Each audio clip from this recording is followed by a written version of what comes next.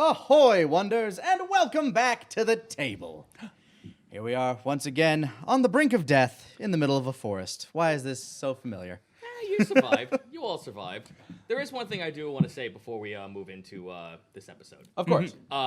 Going into next week, just as a quick little bit of housekeeping.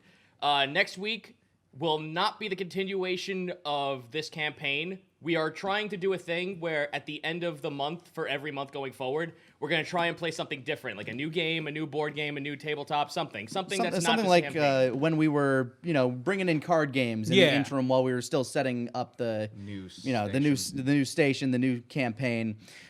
We brought in some card games and stuff. So something similar to that. Maybe there'll be board games. Maybe there'll be D&D one-offs. Who knows? Yeah. But just give Zito a little bit of a break to write a bit more and get ahead in case we throw wrenches in like we like to do. Yeah. And also, it's nice to just have a way to add variety to our table stuff. Yeah. Because Yes. a lot of us like doing a lot of tabletop stuff, but it takes a lot of people to run a tabletop stream. So It knowing does. that the same people are going to be there at the same time with similar resources available, just seems like a right choice. Yeah. Makes sense to me. I like it, and we'll see what we're playing next week. But for right now, we're on the verge of death in the middle of a forest. I mean, I'm aching, but I wouldn't say on the verge of death. I'm at half health. So you're saying you're still hungry? I mean, yes. still hungry? At least that's what my character would say. I, as the player right now, assessing the situation. Well, Are you also hungry, though? A little bit. Yeah, I ate was a going to say. while ago.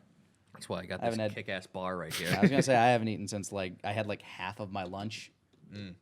I mean, just before we started, I was just like, dude, I'm fucking starving. The official you snack got- of D&D. What do you think the D stand for? Doritos and dew. Exactly. Yes, Mount 10 Dew is inside this thermos. No? I don't believe that Delicious for a second. Twinnings Mountain Dew. All right. So when last we left off, you guys had just finished taking out your the bandits that have taken out the small little caravan that ran off the road, which happened to be a bunch of yellow-colored displacer beasts, which is kind of odd, all things considered. But Wake has kind of assessed that that's just the result of some missed opportunities on the part of Onslow and company trying to quell out a small infestation of them. Fools. Yeah. Well, at this point, you guys have found your missing cart. After rummaging through most of your...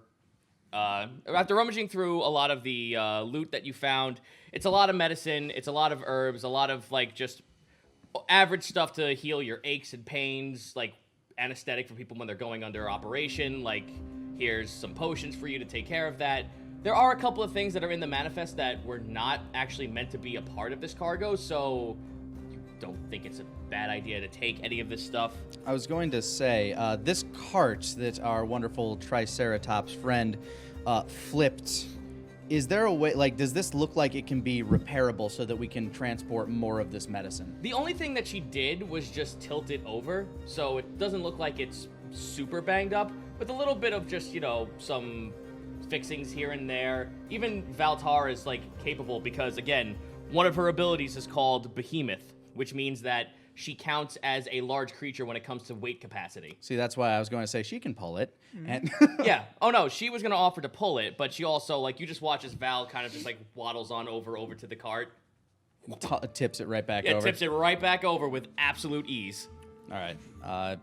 Yeah, I was going to say if, any of the wheels needed repairing or anything like that. If you want to go ahead and check that out, go ahead for an investigation. After you do that, there is something I have to continue on with. Sure. Sorry about that. No, it's all good. 18. 18. Little wear and tear here and there. Maybe, using whatever basic tools you have, making sure the wheels are still in place correctly. As long as you have someone who's willing to pull it and you have some assistance in pushing it, this thing looks completely operable. Cool. Yeah. Okay, so something in the manifest that was not a part of it that looks like it's up to you guys to take is there is a crate of Yigberry milk. Ooh. It is labeled as such. It completely tells you that it's good for the immune system. It's good for pretty much bulking up whatever was missing from your body for that day. So, like, if you woke up today and then, like, out of nowhere, like, say, like, maybe you threw up and your stomach acid is not up to par as with what you were working with, this will restore all of your body's normal functions up to that speed. All right. Wake's gonna take a couple bottles of it. You currently, with the crate, you currently have at least 5 of these. You have 5 bottles. All right, well, I'm gonna take 2. I'll take 1. I'm guessing the rest are kind of broken and shattered within the Unfortunately, jostled yeah. box. Got ya. You can. You don't know what they technically do altogether, but if you drink it, you could find out. Chromagill is satisfied with mere raindrops and dew. He will look on and let the meat people take these bottles. All right. Well, you can take a short rest at this point, so Ooh. you can take 1 roll of your dice roll to get HP back. 1 hit dice. Yep. Cool. While we're getting settled in, speaking of meat people, I'm going to go around to the displacer beasts and see what interesting meaty organs I can rip from them. Well, the most key defining feature of any displacer beast is, of course, the 2 tentacles that are like whips on the back of their bodies. Those sound pretty easy to cut off. They can, but that's still going to be a survival check. And that it will. That is a 15. You are able to carve the tentacles off the one's back perfectly. All right, so I have 2 tentacles. Yep. 2 displacer tentacles. Valtara is currently, while she had taken care of that, she's reading over the manifest. She once again has motions to you guys, like, since you two spoke of someone called Micha. Her name is on part of the manifest as a sort of consultant to a lot of the medicine that's needed for what's happening over in the town. I will read to you what exactly it says. Let's see. Well, this is what Valtara will tell you. Apparently from this document, there is a simpler way to cure blood cell barnacles.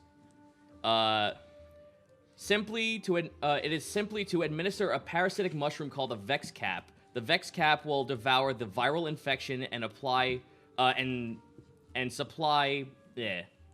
simply fall off the host, which is what the Vex Cap will do. However, the Vex Cap would bloat into a spore spreading pod that, if the spores were to be inhaled, the victim would carry the Vex Cap in their stomachs, and the Vex Cap would then share a symbiotic relationship with the new host, as such would devour half the nutrients that entered the stomach of the creature.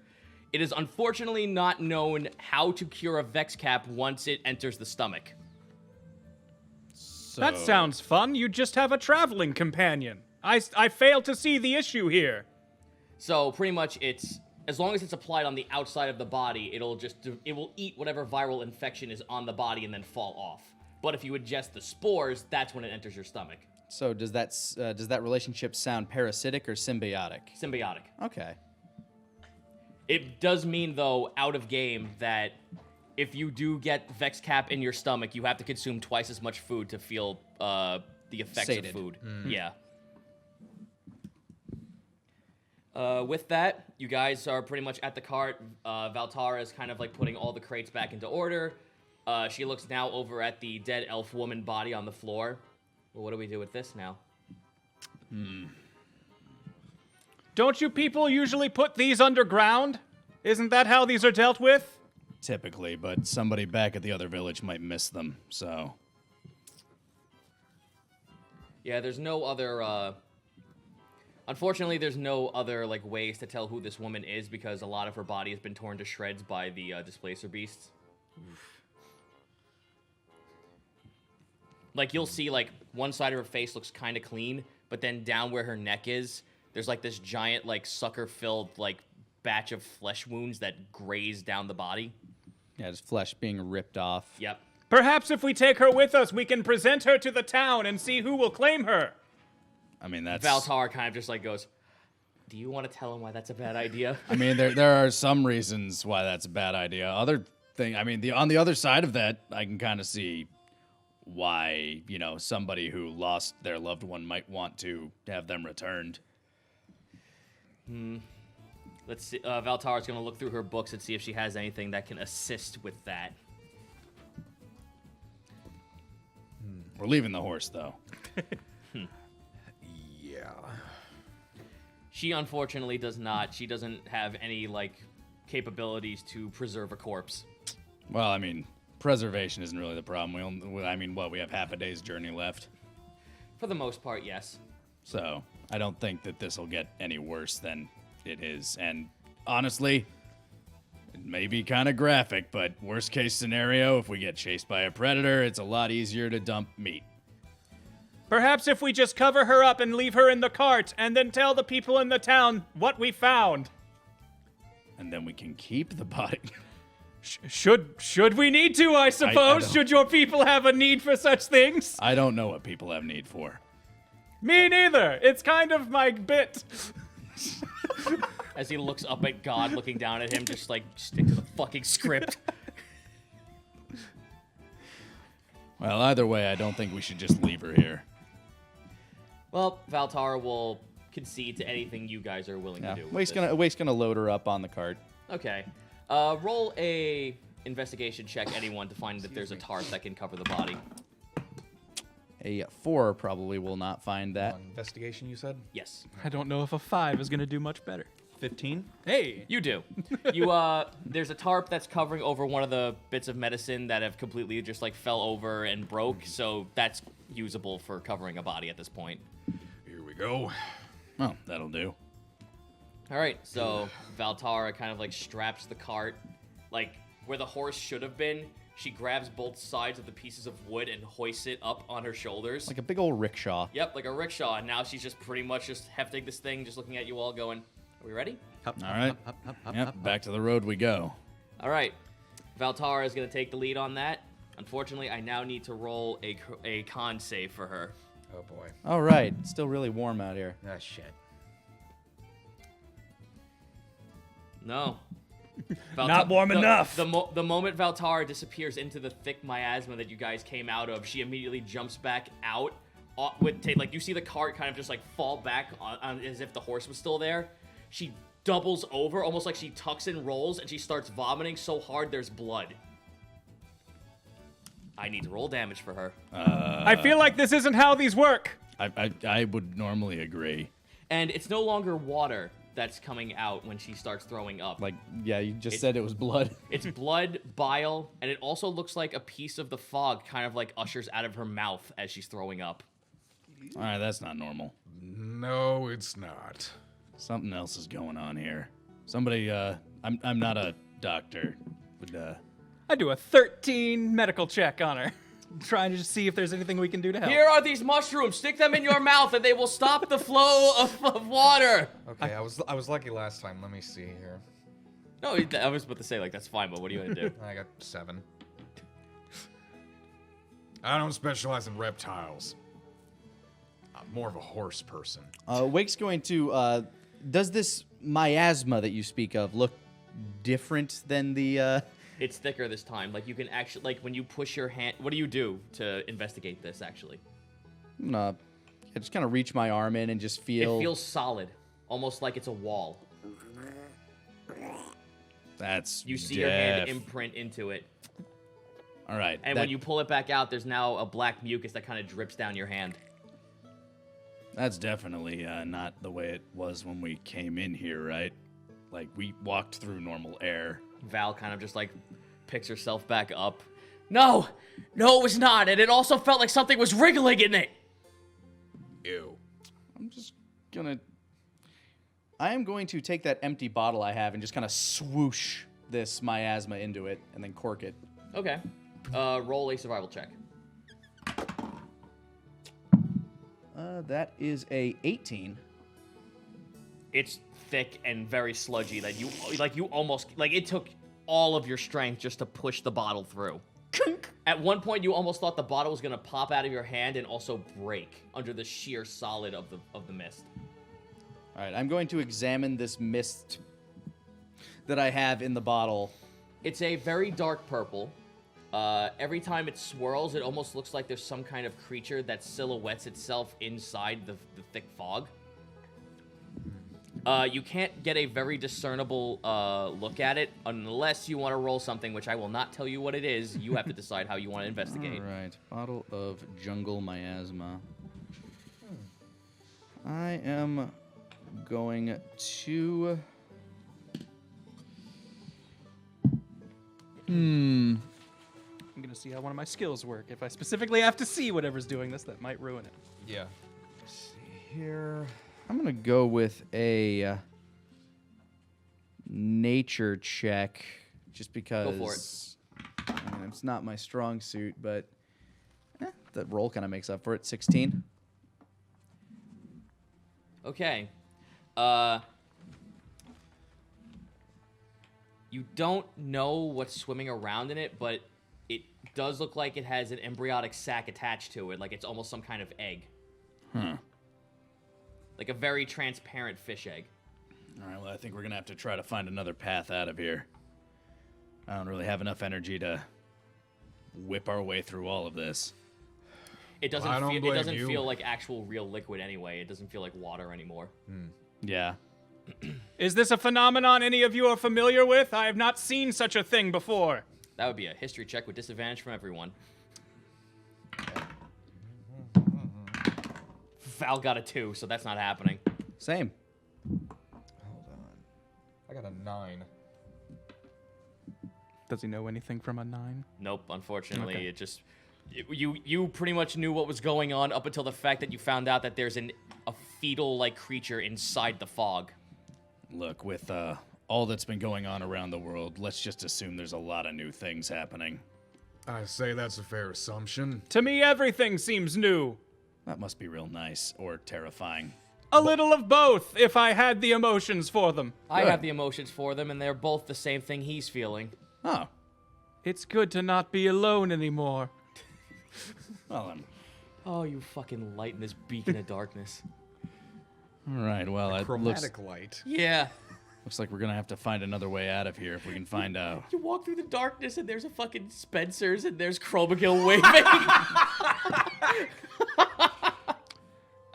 With a modified 20 nature check, can I get any sort of grasp as far as like with how with the forest we're in, other optional optimal paths where I feel like there would be the least amount of predators or creatures that would want to harm us? Okay. In what direction? Well, currently from where you're standing, you're in a very marshy area. So you can already imagine that insects are going to be an all-time high. Aquatic amphibious creatures are going to be pretty common around here. You might see a stray alligator or something. But the fact that the swamp is right next to the base of a really huge cliff, you're kind of stuck there, but the miasma isn't touching it. It's kind of like the wall of the mountainside is actually barricading and splitting apart the actual miasma that's coming out. The miasma actually looks like it's way more like congealed and thick around this area, almost like there's something that's forcing the miasma to not come into the vicinity. In like kind of like a circle In a circle. centered around something. Almost like there's something that is repelling this for a reason. Wake is going to do his best to figure out exactly like where the perimeter of this wall is and try to find the exact center of this circle to see what's causing this. All right. You could go ahead and roll an investigation check, or a perception check if you're gonna look out into the woods. Investigation is if you're looking out into the woods. Perception is gonna be around the area where it's clear. All right. By the way, my wisdom is better than anything else, so that is a 17 for perception. Okay. 17 for perception. You would think that the miasma and mist would come out from like where there's a huge body of water just behind you guys near where the cart was. But it's not. It actually looks like it's actually sparse enough that if you look out to the west, you can see like openings and closings of what looks like more marshlands where the fog is not actually encased around it. So there is a path going around the pond that you can enter. However, going a little bit further down the road from where the cart tipped over, you see what looks like to be a stone house. Well, better place to start than anywhere else. Let's move towards that. Come on. Baltar, are you okay still carrying that thing? She like kind of like spits out the blood. I'm okay. I think we may as well just leave this here if we're gonna go investigate. All right. Well, she could take it with you. Like she'll take it to the house, but she's not gonna, lug it inside the Well, house. yeah, I mean, I don't think it'd fit, but better to keep the cart with us. Yeah, Take she'll it lug it apart with you. board by board, bring it inside, reconstruct it. All right. So at this point, you guys decide to walk around the eastern side of the pond or the swamp area. You take the cart with you as the wheels creak into the mud. Valtara has a little bit of a hard time trying to like lift it up a little bit because it gets stuck in the mud every once in a great while. She's trying to make sure that even though her tilting the entire thing like a rickshaw, she's trying to make sure that the Cargo doesn't slip cargo out. doesn't slip out. So she's trying to be very gentle with this in a very rough terrain. Crumagil is very excited. This reminds me of my days as a spore, riding upon an unsuspecting host. This is quite enjoyable. Are you sitting on the cart? Yes. Val just puts the cart down. Moseys over to you, Looks. and she starts like gently slapping you on the side to get off the cart. Oh, I apologize. I thought that's how these worked. No. Kind of shambles off. I thought carts were meant for riding. That's what people did. Yeah, most of the time, but it's got a lot of passengers already. Ah, yes. Okay. My mistake! Kind of bows his head in apology. She's fine. Do you have memories of your spore hood? Somewhat. They're very vague. I traveled on the winds and on the back of a deer for a minute. Then I awoke in my circle, a new creature. I was a deer once. That's not how your system works. I've studied the lives of flesh people. Very few become deer. I want you to roll me a straight intelligence check. Sure. So 14. Based on what he just told you, that means that this man is a druid. I see. I hadn't met people with powers such as yourselves. The ability to shapeshift. The mighty druid. Well, my mom was, I think. I don't know. It was more of like a curse. I regale them the tale of So, Venom Island. Uh-huh. That Ezra fellow seems like a charming and fantastic chap. There it is. Yeah, he really is. I hope to go back there one day. Somebody's waiting for me. With that, you guys finally reach into the hut. You stop. Val stops the cart. Immediately looking at this hut, it is decrepit and it looks like it was caved in on one side. Like no one's been living here for quite some time. But it does look like there's been the tellings of maybe someone rammed the house with something to break in. The entire front door is caved in, even though it's made of stone. So it looks like someone came at this with a battering ram. Windows are broken. There's leaves and really weird stick effigies hanging off the ceiling of the building. Well, looks like we don't have to knock. The shadows and the dark corners make this quite inviting. We should go in. Sounds good to me. Lead the way. Who's going in first? I will walk forward. He is excited to enter a dark and dank and musty place. Well, you walk inside. The light from the top of the roof that's broken apart is trickling in, so you have some kind of like sunlight in here to figure out what's going on. In that sunlight is actually a patch of little tiny blue mushrooms.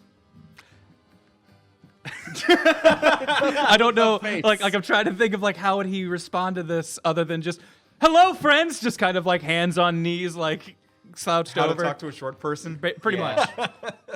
much. And tries to communicate with them as best he can. Would that be like a? Because I feel like rapport spores are for creatures that Actually are speak. speakers. Yeah. So I feel like do I just naturally commune? That with would other be a mushrooms? spell. You don't naturally commune with mushrooms. They have to. Yeah, you're a sentient mushroom. That's fair. It has to state that the creature has to be sentient, and you have to have a language that both you and the other creature speak Gotcha. and understand. Okay, That, and also you didn't sneeze on them. that is true. Yep. But those are my rapport spores. Bless you. Well, just for safety, he does a big ol' room-size sneeze, which is a 30-foot radius of just So now anything in here will be able to communicate with me if it is capable of it. Nothing replies back. Nothing changes. The only thing that happens when you do that is you hear little tiny stick effigies all darted around the ceiling, just blowing in the wind with the spores you let out. There don't seem to be other things that speak in here. You look up and notice that there are a uncomfortable amount of paintings, some drawn and some professionally drawn and some scribbled, on the wall and on paintings of nothing but frogs. The person here had a fascination with frogs. Come in, there's quite a bit of artwork. I think your people will find it interesting. I mean, frogs aren't like the worst reptile or anything. Son, I believe Val those are just amphibians. just holds her fucking like giant fingers in her eyes when you say that. Amphibians. Huh? Don't worry about it. I wasn't gonna. I'm gonna do a 14 nature check on these mushrooms. Go for it. Well, that's what I did. I had to roll.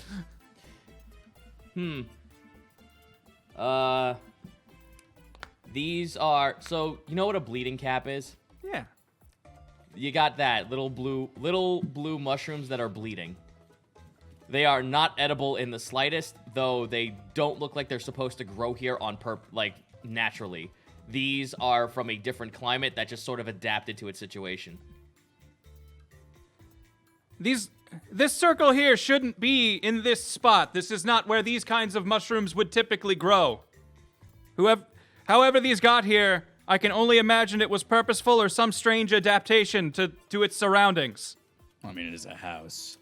I need you guys to roll investigations if you're going to keep looking in the house. Okay.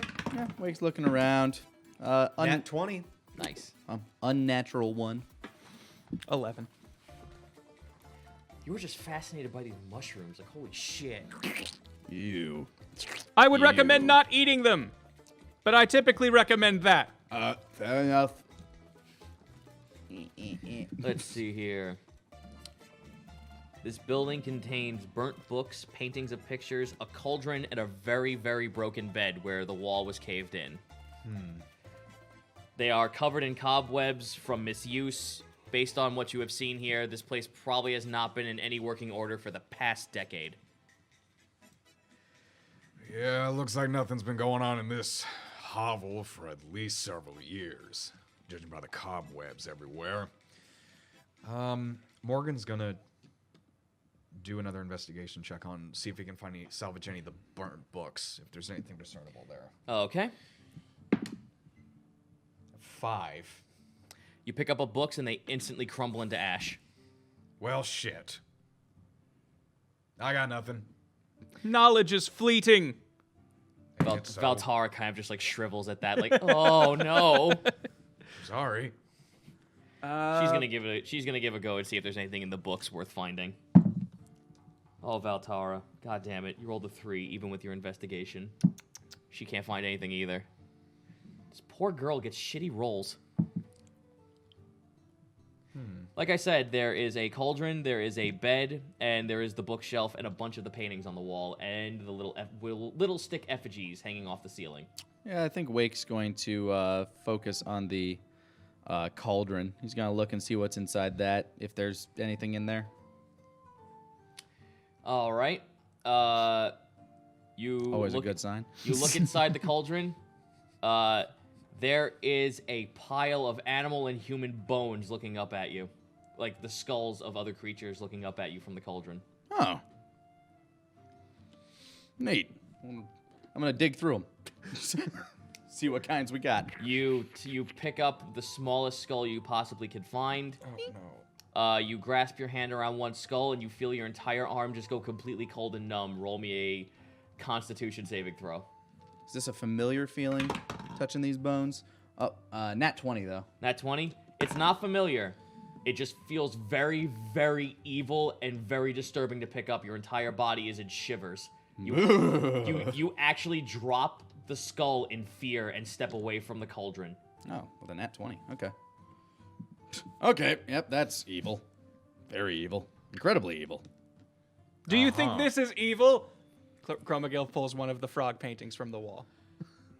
whichever one would be nearest. You pick up the painting. I'm gonna on the say wall. most central. Whichever one looks the biggest is the one he'd be the most interested So you literally in. pick up what looks like a picture of like a storybook picture of a frog in like a little crown and a little scepter and a little coat. You pick it up and you turn it over.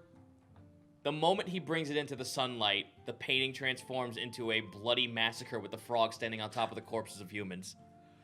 I don't know what the artist was trying to say here. It's like one of those pictures where if you look at it long enough, it changes. He takes a step out of the sunlight.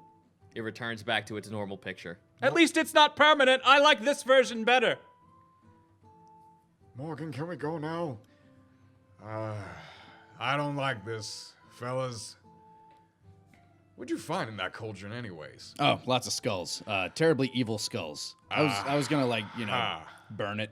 Does that sound like a good idea? I think we should burn everything in here. What do Except you maybe think, the Missy? mushrooms. She looks to you. Well, aren't you the one who could speak with the dead? Of course. Oh, yes, that would be helpful in this situation. All right. Still fascinated by this picture, by the way. Yeah, that is neat. When you put it back into the sunlight, it starts bleeding like red ink. Ugh! This picture might be losing its freshness. I don't understand how humans boy. preserve things, but this one seems to not be well done. What's this other one do? Like while you're doing your thing, we just grab other pictures. Oh! The picture, when you grab one more picture, it's a drawing of a frog, like it looks like a little baby, like a 3-year-old drew this picture. And then in the light, it looks like. And then in the light, it looks like a face looking at you. I don't get it. Okay. That one's different. Yeah. Everyone roll a wisdom save. Oh, shit. Ooh, nat 20. Valtara got something good. I got a 17. 14. Everyone passes. Oh, thank God. This thing, you did not expect this thing to scream at you, so everyone's taking force damage. Not force, thunder damage, because that's sound. Yeah. But half of it, I guess. Half of it, yes. You're only taking... Okay, cool. You're taking 5 points of thunder damage. That about undoes my short rest. And I'm back down to where I was. So is Val. Rude. Maybe we shouldn't touch any more paintings. When you did Painting that, should be seen, not heard. when you did that, it made the sound of a croaking frog along with the human scream. Yeah, I was going to say, Wake just says, rude! Just rips it in half and drops it. All right. The entire house begins to throttle and shake violently. The door closes behind you and repairs itself. Oh. Apparently these paintings are more valuable than the house. I mean, that was a drawing. The walls are shrinking. All right. It seems I'm growing again. So is this... So are you. So the entire house has repaired itself, I'm taking. Like the No, just walls? the door and it shut down. All right, we're going to leap through that big old open wall. All right, everybody out. Understood. I follow along. You jump out. I need you to roll... Well, what is your AC again? I'm sorry. Oh, I'm getting attacked. Yep. By the house. 17. The effigies slap you back down to the floor. You jump through the hole, and the effigies kind of like lurch forward and almost make like a claw and slap you down. Where'd they come from? They formed a Oh, hand formed the hand out of the... out of the effigies. Oh.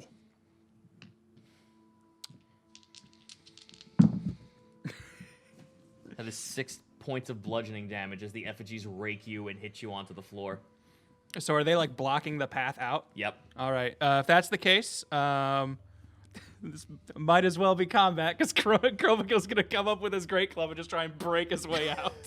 He is realizing that my friends want out of this place. I'm going to do everything I can Where are to do you? that. Where are you hitting? Well, were they just like blocking the hole that we were Yep. going for? All right, then I'm just going to try and slam the effigies that are in the way. All right. I'm just going to swing it. I can't initiate combat just yet. Okay. Hey, goddamn, these are some good dice today. A natural 20. All right. Nice. All right, roll your damage. That would be Smack them ghosts. 7 damage. Okay. You knock off at least 2 fingers out of the hand that forms out of the effigies, leaving enough of a space that someone could jump through. Valtara, unfortunately, is not going to make it through that. I've tried to make an opening. Perhaps we can make it wider with some shared force. Let's see. Okay. Works for me. Yeah. Go I'm gonna ahead. take aim with my pistol and try and shoot one of the other fingers off. Go for it. I'll allow everyone to make 1 attack at this point. Will 22 hit? Yes, it will. So that's 4 damage. 1 attack or 1 attack round? Because 1 attack. okay. Yeah. Because it's technically not combat. It's technically not Yeah. combat at this point. That's what I assumed. That's why I didn't go for my double hit. Yep. Same. That's the case. Wake's going to take his trident off his back, do a little flurry, and try to smack the crap out of the hand. You poked them fingies. Well, I'm using the quarterstaff side, so we're beating this shit. That is a 25 to hit. 25, that will hit. All right. Quarterstaff is 2 hands. Being the versatile weapon it is. It will be 5, 9, 11 damage. 11 damage. You take out the second to last finger. Now it's Valtara's turn. She takes out her whip and goes for the pinky. With a nat 20, finally, for Valtara. Yay! She completely, like, whips the palm. She's like, wait, why are we going for the fingers when we should go for the bigger piece? Yep, and the hand kind of, like, dissipates, and the effigies kind of, like, shrivel and fall to the floor as it's raining on top of you. Everyone roll a acrobatics or athletics check if you're choosing to get out. Acrobatics is my friend. Easy come, easy go. Nat 1. Modified 20. 5. Modified 20. Let me roll for Val. She's going to roll And that just athletics. hits me right in the face. You and Val make it out just fine, which is funny considering that Val is bigger than the whole of the house. I think she just ran through a different wall. Just Cartoon style outline. Yep. Meanwhile, Meanwhile, you two are about to take the jump when all of a sudden you feel your footing sink and give way, and you plummet. Ah, shit! All right, we made it. 1, 2. The house has completely crushed in on itself, and the walls fall on top of where the hole is. Wake just sits there and looks down at his palms. I am so bad at this. All right, now we got to cut to you two. so are we just falling? No, What's you fall for like what feels like for a good 10 seconds until finally you feel this weird like languid feeling of moisture hit your body as you are now submerged in what doesn't feel like water but feels like paint. Ew. You get back up, you are at least shoulder high out of the water, and you are cap high out of the water. It smells fucking rancid and metallic down here. I am going to... I'm just going to do what Chromagil does when he's not sure what to do. Just starts sending his rapport spores out again, just trying to get a feeler of anyone who might respond.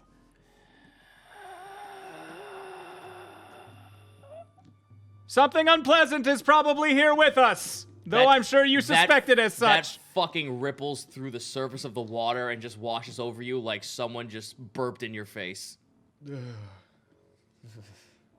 It's coming from right in front of you. I cast. Oh no. I go ahead and do my Warden's Fire. If there's a creature within 30 feet in front of me, it will start glowing, and I can detect where it is. There is a rotting, semi-fleshed corpse hanging wrist high from what looks like the ceiling of a crawl space, just a little bit chest high above the water.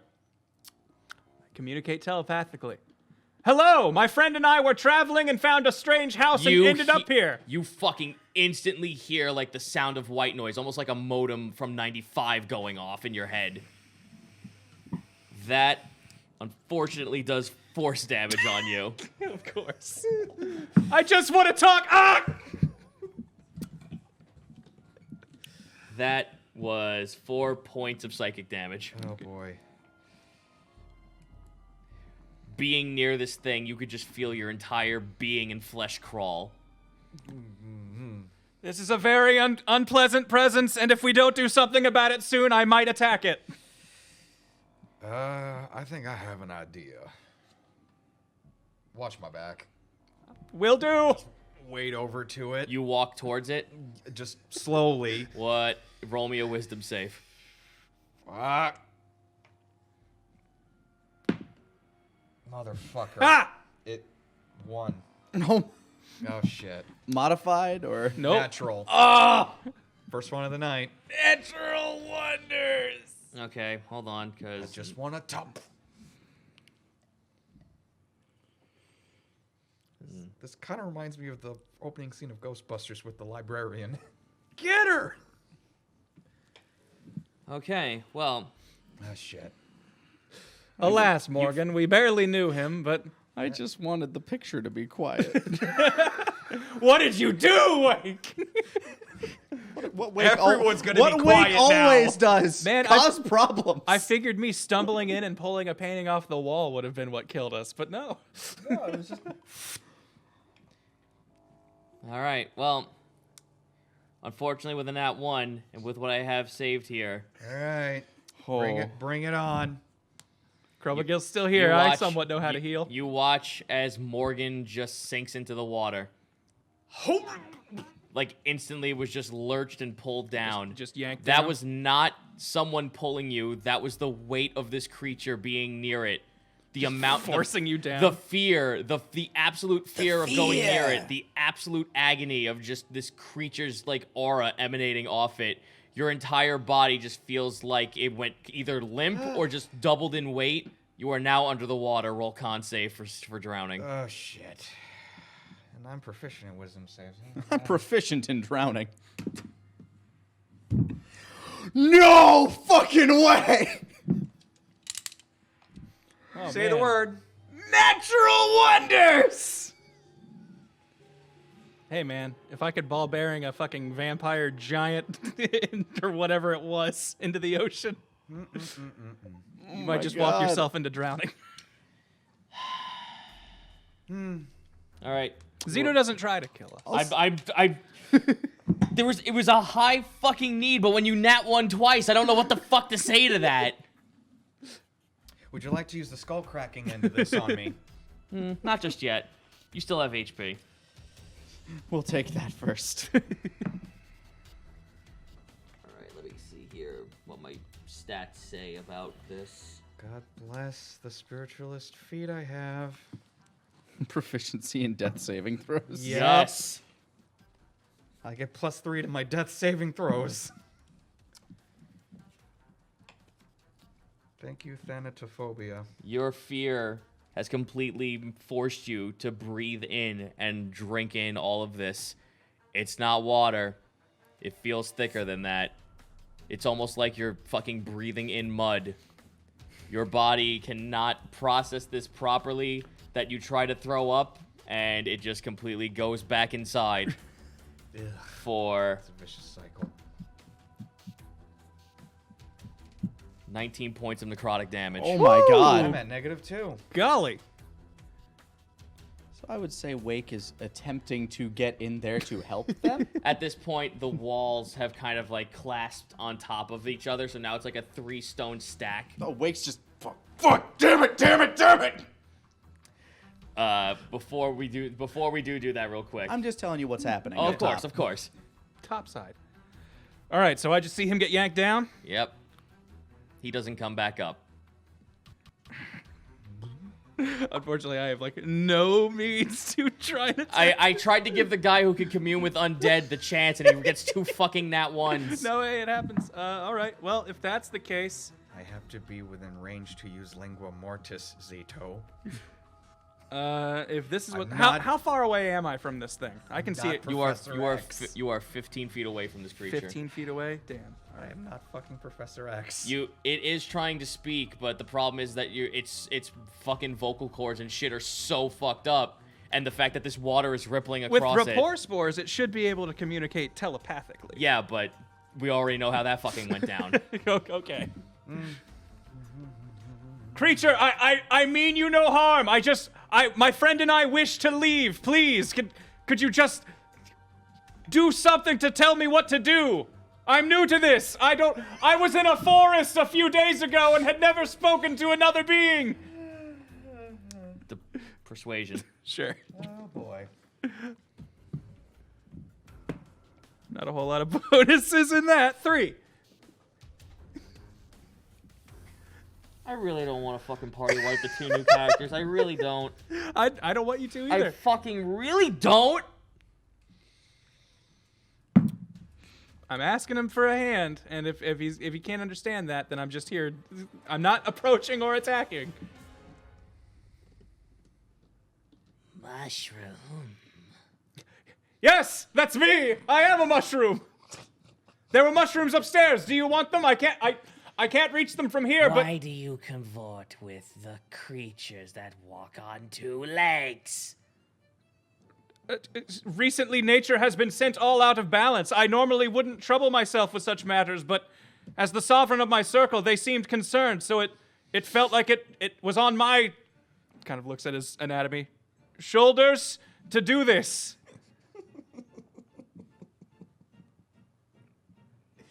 What do you call yourself within the sovereign? I am Chromagill. I am known for my, he kind of like tries to, but it's dark, but he's gesticulating at his gills. When light hits these, they're usually an array of beautiful colors. It's not exactly, you can't really tell now, but I promise. I was named as such because it's true. Just bubbles. Yeah. My Okay. friend seems in very grave danger, and he wished you no harm. He merely wished to speak with you. And was it you who decided to rip apart my domicile when it already was left over and scabbed? We were trying to take out your masterpieces, your frog artwork. I felt it needed to be shared with the world, but when it attacked, we responded in kind. It didn't. Oh, boy. It screamed at us first. That was a warning to stay out of my lair! Well, I apologize. I'm not up to code on property laws and such of these lands. The circle does not deal in such things. Diplomacy one more time. Oh god. Or persuasion. Ooh, okay, that's a little better. 14. Okay.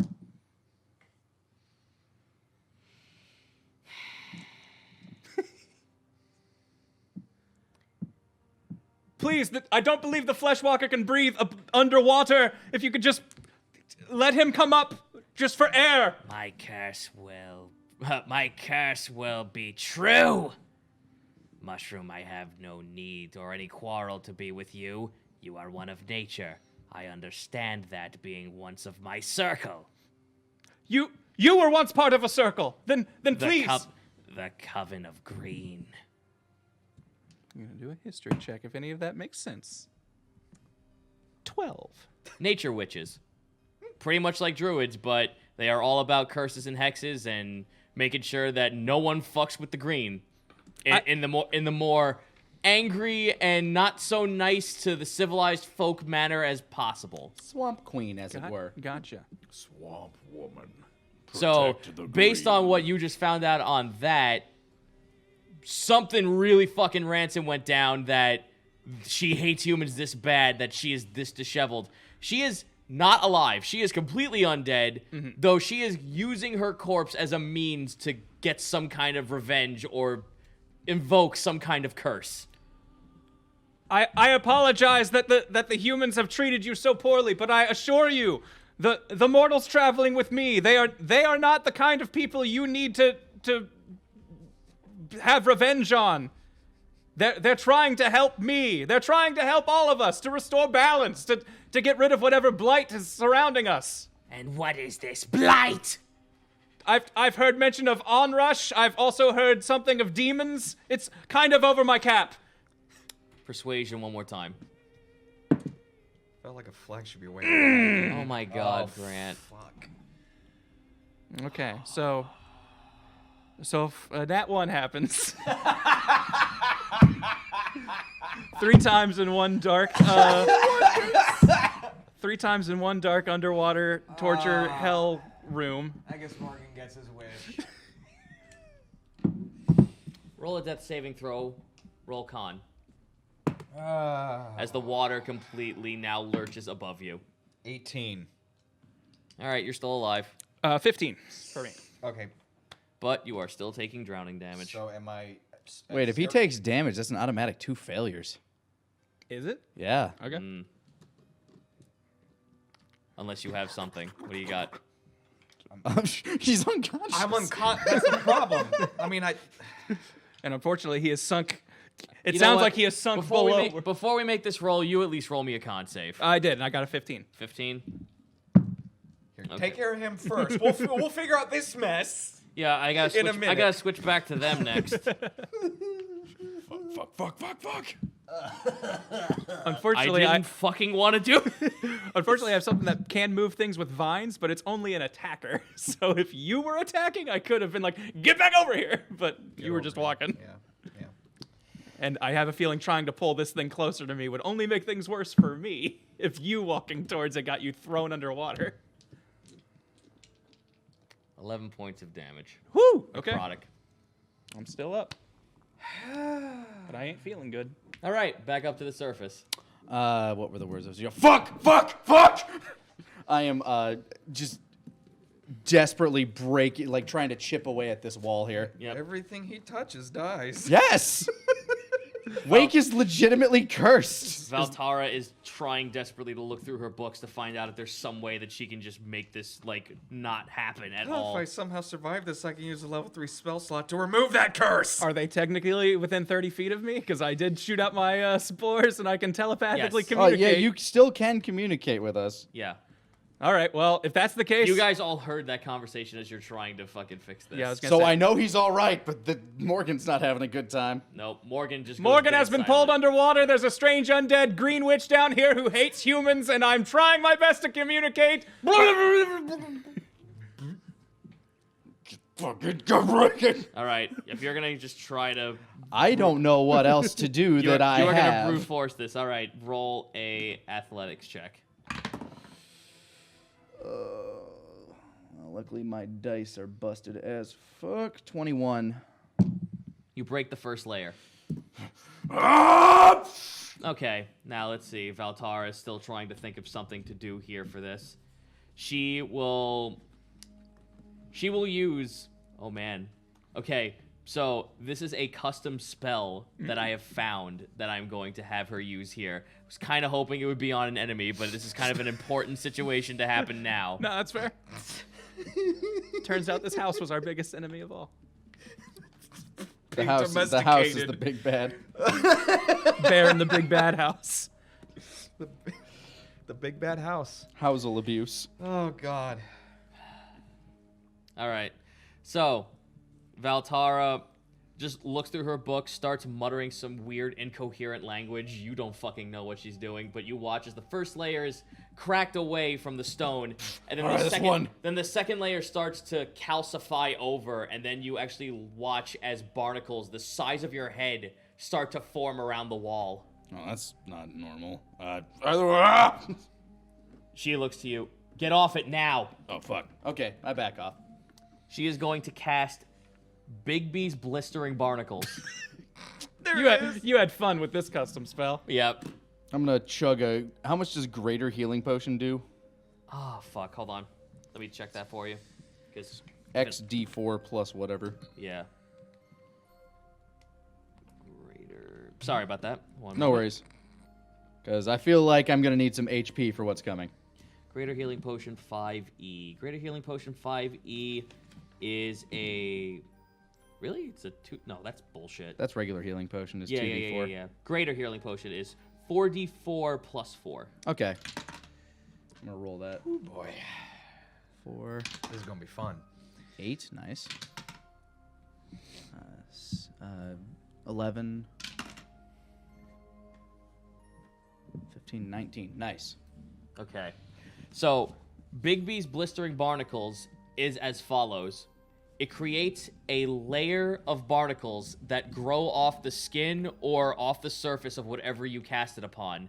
These barnacles, at first, deal 1d10 force damage by bursting through the flesh, and then over time, the creature starts to, unless they can break it off with a con save, the creature then starts taking 3d6 acid damage per turn, because these things start to bleed acid. Ew. So I'm gonna roll, since this creature is not moving and it's a fucking wall. Since this creature is a house. This creature is a house. She gets that damage first. That legit made my skin crawl. Man, imagine if she used this on a person. Years ago, my brother and I did a Mad Lib, and the one that made us laugh the hardest was "Beware oncoming houses." And I never realized that I was trying to warn myself like 20 years ago. Future you. All right, so that's 14 straight from the get-go. You popped your healing potion, yes? Yes. Okay. Now I'm gonna roll the acid damage for Valtara. 3d6. Yeah, she completely melts away the second and third layer. The fourth layer is what remains, and you can now smell what it's just like Smell what the house is cooking. You can smell mildew and blood coming from the last layer. I'm just going to keep smashing at that layer then. Roll it again. Dice be true. Nat 20. Okay.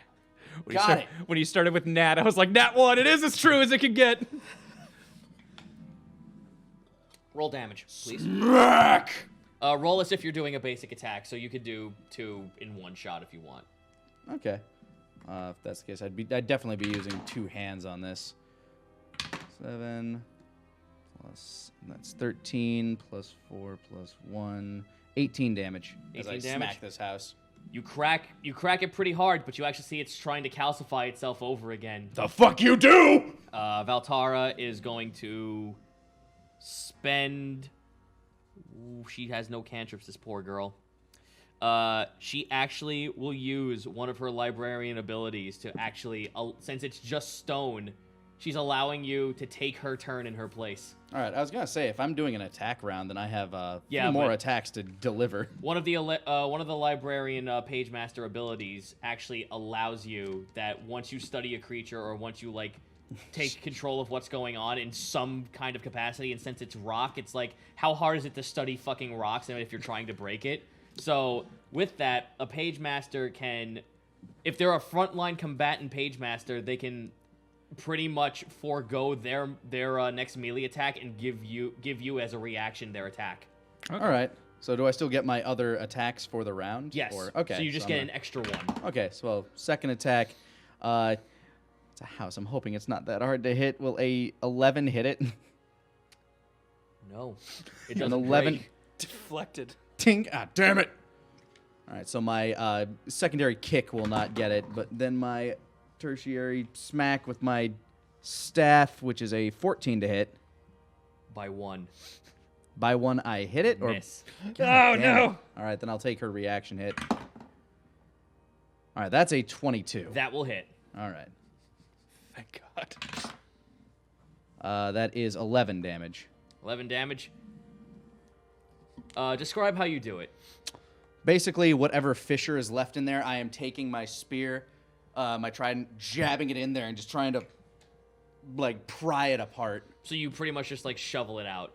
Yeah. Okay, yeah. You watch as sunlight, like just at the very last second before your entire cap goes under, just a ray of sunlight beacons from the top as you are now looking at the top of a skull, like kind of like still hanging off on the ceiling, and you're watching as air bubbles are escaping near it. Fuck. All right. That was my full turn. So The creature lets out a wailing scream as sunlight pours in. No! Not again! It burns! No!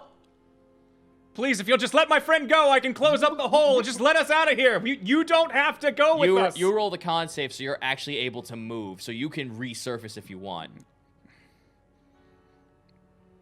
All right, this is where Chromagil makes his stand then.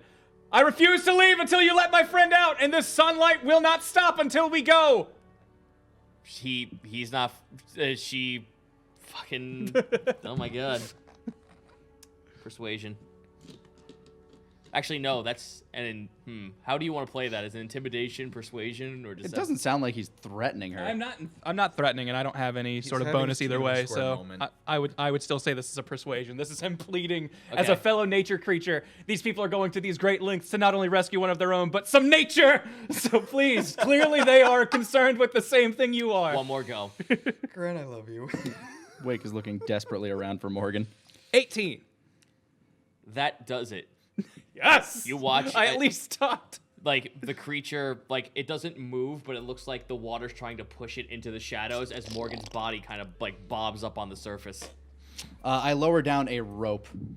I I have 50 feet of it, so that'll get there. It's like 20 feet extra. Yeah. Grab on! I'm holding on to Morgan and going to hold on to the rope. Athletics. Voltara, help! Valtara will do so. All right. And with Valtara's help, that's an athletics. That's an advantage. Oh, yeah, I was going to say. Again, It's hard Behemothkin. to, hard to get better than a... She's book smart, but she has that one ability that's just like, hey. I'm also big. 22 with the assist. All right, Valtara. Good, she got a nat 1 on one side. Yeah, so with Valtara's help, she kind of just like puts her book down, puts it away back on the bandolier, and then just like grabs you and lifts. I mean, the rope is tied to me, so Yeah. it works. Oh no, she grabs one end of the rope, then she grabs you. Ah! I'm helping.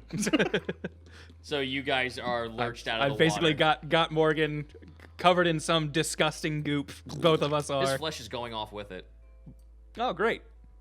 Well, I It's still necrotic damage, dude. yeah.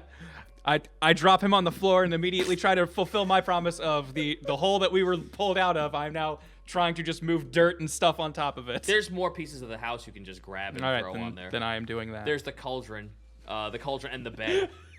Chromagil, okay, this might cause more problems than it solves. Oh, great. But you left me inspired. With the cauldron, he just takes the cauldron and basically puts it, like tries to cover the hole with the cauldron. Maybe upside down will help.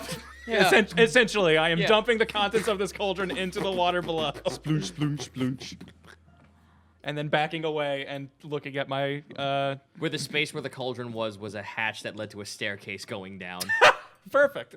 Well, anyway, now that's covered, and I am looking at Morgan, trying to assess his survivability.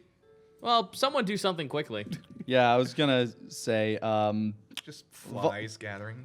Voltara is definitely the healer of the group. I mean, She has to put it down his mouth. She has to cast the spell first to make a healing potion. And she kind of blew most of her spells. All right, well, I rolled a 19 in medicine to try and at least stabilize him while someone who has while someone who has healing powers does something. Because I just realized all my healing powers are self-surfing. I don't have heal other people. He just hits the punctured lung. Yep.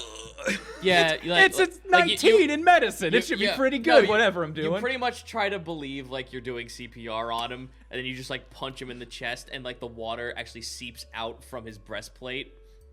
Oh, this seems less good. But that actually stabilizes you, and you pretty much cough up whatever's left.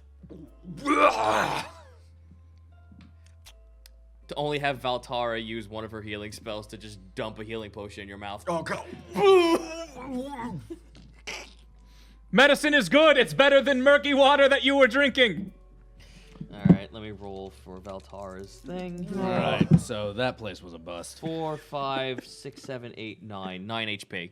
9 HP. How was that -2? So that puts me at 7. well, when you get stabilized, you go straight back to You zero. go 0. Actually, in 5e, you don't go lower than 0. You just stay at 0. Sorry, so I'm at 9. Yep. I try to explain what I know about the Coven of Green and who this being was who nearly killed us. And you're sure we should just let it exist? I say we put up something to keep people from coming in here because this is just a very dangerous thing, but I fear us trying to investigate further may only put us in more danger. I agree. Really seem to hate the sunlight. But her intentions were pure. She is correct in that humanity's involvement with nature has been quite harmful. He is finding himself somewhat, not exactly, clearly the wrong way to go about it, but not totally against her cause. Yeah. He might vote Bernie Sanders. Maybe. So unfortunately, based on this whole situation and all those nat ones, information given at this house is a complete and utter fucking bust. Hey, man, we all Yep. messed up a lot of rolls. It happens. Yeah, that's the game. Yep. That's the game. All right. Well, the house is now completely collapsed and closed over. The fog still has not disappeared. Real quick, All right, so that's not the cause. this isn't going to be super helpful to a lot of people, but I do have the ability to leave. Where are they? Druidic messages, Okay. so that others can see them, but they'll have to be at least somewhat trained in order to interpret them. But I'm just going to leave very unsettling and scary messages around this area to basically ward off anyone who could read them to just stay away. Stay back, evil land. You actually form one of the dead trees around you to actually inscribe in Druidic, here lies a weeping witch. All right, that sounds about right. Yep. Hopefully this will keep other wayward travelers away from this place. Until then, I believe this is something best left untouched by us, because he looks over at Morgan. I don't know if we are the people to do this. Or at least not in the right condition. I'm not exactly an expert on whatever that was. I didn't really get a good look, but And Valtar looks at you all just like, my job is to learn about that kind of stuff, but I need a little bit of information before I can make a, discernible fucking assessment of the situation. She seemed very, very upset by humans, and when the sunlight struck her, she screamed, "Not again." I assume something very dire had happened. Would anyone like to roll any kind of knowledge check to try and piece that together? I'm guessing that's under history or. Perhaps she was a vampire of some Yeah, kind. presuming that History, Wake's nature, or- Wake's knowledge of why the not? Ash Drake family line might lead him somewhere that monster hunters, etc., etc. No, 4. 14, What was it again? It was a 14. Yeah, sure, history. That makes sense. Well, no, I need to know it definitively. Yeah, history, because he's going by the Ash Drake stories. Okay. The Coven of the Green are known for actually keeping the peace between nature and humanity and civilization. If most people who just see witches normally just go on hunts and probably just go, "Hey, you're a witch. That's not cool." So this woman doesn't seem like she was, based on what Chromagil has told you. This woman wasn't killed. She was left for dead, and in revenge, kind of made herself this way. A Baba Yaga. A spiteful corpse. Because if she's obviously still alive, you could still hear ominous breathing and humming coming from where the hole was. Jeez. Well, good. Good thing I left that message. Let me use my last spell slot to cast Healing Word. Okay. Let me just double check if that's self or is it a range thing. Healing word is I know the Healing word is range, but Range. you can cast it on yourself if you Yes. want. All right, gather around. Well, I think it can only have one casts topic. on one One person. creature. Yeah. Yeah. Fine. 2, that puts me at 11. you don't get wisdom on that? Wait, you don't get your spell bonus? You get your spell bonus to it. Yeah. Spell bonus? Yeah. Whatever your spell attack bonus is, you get to it. Just a second here. It's whatever your modifier is. Well, I rolled a 2. So Yeah, but you add your yes. modifier. Does your magic go off your wisdom, your charisma? So 8. Cool. I get 6. No, that's your attack roll. Your modifier is whatever your stat is. So Yeah. you get a plus one that is. wisdom. Okay, yeah. So +1, so 3. Okay. So 3 HP back for you. Valtar sees that you are in such a bad way. She only has one more healing elixir slot to give you. So she's going to use that. She's going to use healing elixir, her last level 1 slot on you. Okay. So you get back. Probably ought to take this time to heal myself. 4, 5, 6, 7. While everybody's healing themselves, Wake's looking 11 around. HP. Wake's looking around the area to see if he can find a path where the miasma just.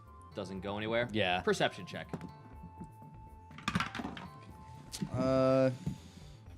16. 16? You do. Just across the pond, there's like a little bit of a breaking in the tree line that looks like it's some kind of path. You can enter into it, but it does look like the miasma kind of like does cloud into the trees. How far in, once you walk into the tree line, you don't know, but you know there's an entry point. So far, the only place I know that the miasma doesn't go is at the top of this cliff that we're by. Pretty much, yeah. There is an opening of trees that you can see through the miasma going into like that tree line off to the west side. Like it just doesn't look as thick. It doesn't look as thick, but you don't know how far like that can go before it's like, okay, we're back in the thick of this shit. And also, we can't get that cart across a pond. Yeah. Mm-hmm. Just a little housekeeping. It's actually charisma. Oh, charisma is your modifier? Then, Oh, sorry. Yeah, then add your charisma modifier So that's instead just of another 2, so that puts me at 25. there. Okay. There we go. I used Warden's Recovery, by the way, which lets me use hit die up to my Constitution modifier. So that got me back up to 30. Excellent. Nice. All right, so We're getting there. yeah, so now, well, Valtara is completely out of level 1 spells. She only has 1 level 2, and that's casting Bigby's Barnacles one more time. It's a dire situation. Yep. It's in case of emergency. Break glass. And she only has 1 more librarian ability at this point. Let me just check something. I do have 3 ectoplasm points. What is the ratio? I do a 16 nature check, trying to figure out, again, kind of like seeing which way the trees are forming, which way, like, just the plant life is going, the safest route from here. You can go around the water, but that also does put you in a spot where you'll have to go through the miasma to do so, or you can completely just march through the lake. The water. What about on the opposite side, the east, heading towards the town we were heading towards? That's just complete tree line, and that's the miasma you can see. Okay, I used 2 ectoplasm So we have to points. backtrack no matter what. You're not really backtracking so much as you're just going west a little bit. Okay. Like there's enough room to go west. Circumventing something. Yeah. Taking a scenic route. And I used 2 ectoplasm points to get a first level spell slot back. Okay. And I'm down to just 1, so basically 0. That miasma seemed very, very bad for creature with lungs. That said, I don't know how much better water will work for you, but that seems to be our only path without it. Let's ask our pal Morgan here how he feels about water right now. Well, that wasn't really water. No, it was not. See, it's different. At least I can swim. So your options right now are to either brave going through the miasma for like a few steps, or going through the river. I mean, if it's just a few steps, I'd choose the miasma back to the path, but I don't know. Everybody else is in pretty bad shape. Perhaps I can be of assistance. He heads towards the. So we've got the path we're looking at. We know that there's basically just a wall of miasma between us and that. Correct. Yes. The exit point heading to the south, that's complete miasma filled. You cannot go through that right now. Okay. And that was the path where the cart could go through. Well, we need the cart. Going west, you could go to the south end of the lake, but you'd have to go through miasma to cut across it to go into the clean part again to walk into the forest. But since it's less miasma than we were going through, trying to go out just the exit, we can basically tiptoe into it for a little bit to get around what we're trying to do. Pretty much. You're getting a mouthful of it at best. You're not like encapsulating yourself. It's just that it's gonna hit you hard in case you roll terribly. So at that point, it's either cut across the water or go through the miasma, and can you tank another hit? Chromagale heads over to the. How far away is the water from us? It's about 40-foot walk, but you don't know how deep the water goes. Yeah, so I was basically gonna see if I could have a decent idea to judge how deep it was. Well, I'm a pretty good judge of how deep water is. I take my quarterstaff and just try to see, like, try to fathom it, basically. Okay. Take one like jab down. You are what, like 10 feet? How far deep do you go in? I start at the front and then I just keep working in as we get deeper. All right, it's 5 feet down. First step. Second step, 15 feet down. Cool. Next step, still 15 feet. Next step. All right, I'm the staff swimming. is gone. I'm swimming by now. Yeah, at that. Well, at that the point, staff is is less gone. than 10 feet long. Yeah. But okay, so first step is walkable. Once we get that, we are definitely swimming. Yep. All right, so And I could do this, but it's like probably not fun for everybody else. Also, I don't like breathing mud. You watch as Valtara actually like has a contingency to make sure her books don't get wet. She actually has like a certain kind of like sack that protects her books from water, and she starts packing them in there, almost as if she's just prepping herself to get ready to have to ford this river. All right. I don't want to have to lose that cart, and there's a lot of medicine that the people over there need. Well, we ain't leaving. We're not leaving this entire place without the cart, so we may as well investigate what's going on. trying to see if I have anything that could make a makeshift raft. And there's trees. Just seeing if I have any sort of expertise in that. If I have any like power of my guardian, the grove, the ancient grove, or the grove ancient, make some tree stuff. If you Wake's guys gonna- want to see if there's like anything else around you that could possibly be useful, that would either be an investigation or a survival check based on natural surroundings. Wake's gonna get out of the water real quick and just he's gonna test the water. You come back out of the water and there's a frog hanging off one of your belt loops. Hey. Oh no. There's, Brush him away. He hops off. there you go. You go back out, there's now a frog kind of like latched to your leg. Oh, come on. Do these frogs react to sunlight? That's how the pictures worked of frogs in the house. No, the frogs seem pretty cool with sunlight. They're just being disturbed or kind of like latching onto something. It's okay. Come on. Like, get up. I pick him off my leg and just set him on the ground. Walking away. into the water invoked like frogs latching onto you. That's pretty much what that just. I invoke frog. We get frog stats. What I was going to do is I was going to, let's see, how far away from our original point, like with the displacer beasts, are we now? Yeah, about like a 5-minute walk away. I'm just going to take a chunk of the lady from our cart and put it on the end of a fishing tackle and dangle it in the water, see what bites. Okay. Roll survival check. Yeah, I just want to make sure that they're, like, see what kind of carnivorous Carnivorous fish in there, are in there as bait. That is a 17. You have a nibble, and you reel it in. Really moderate-sized catfish. Wasn't a gator. So I'm going to take the catfish, I'm going to kill it, and I'm going to dangle its guts on the rod and throw it back in.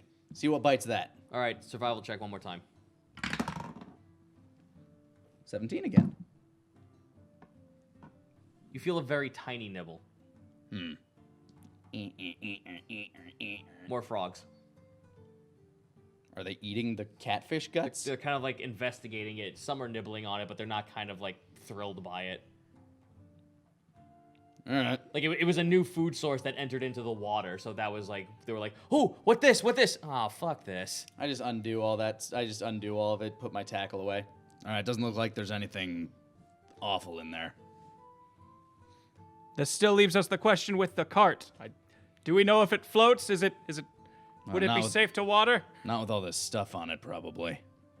It'd be Valtara is kind of like against the idea of putting the cart in the water. We might just have to park it and come back for it once we figure out how to get rid of this miasma. Very well.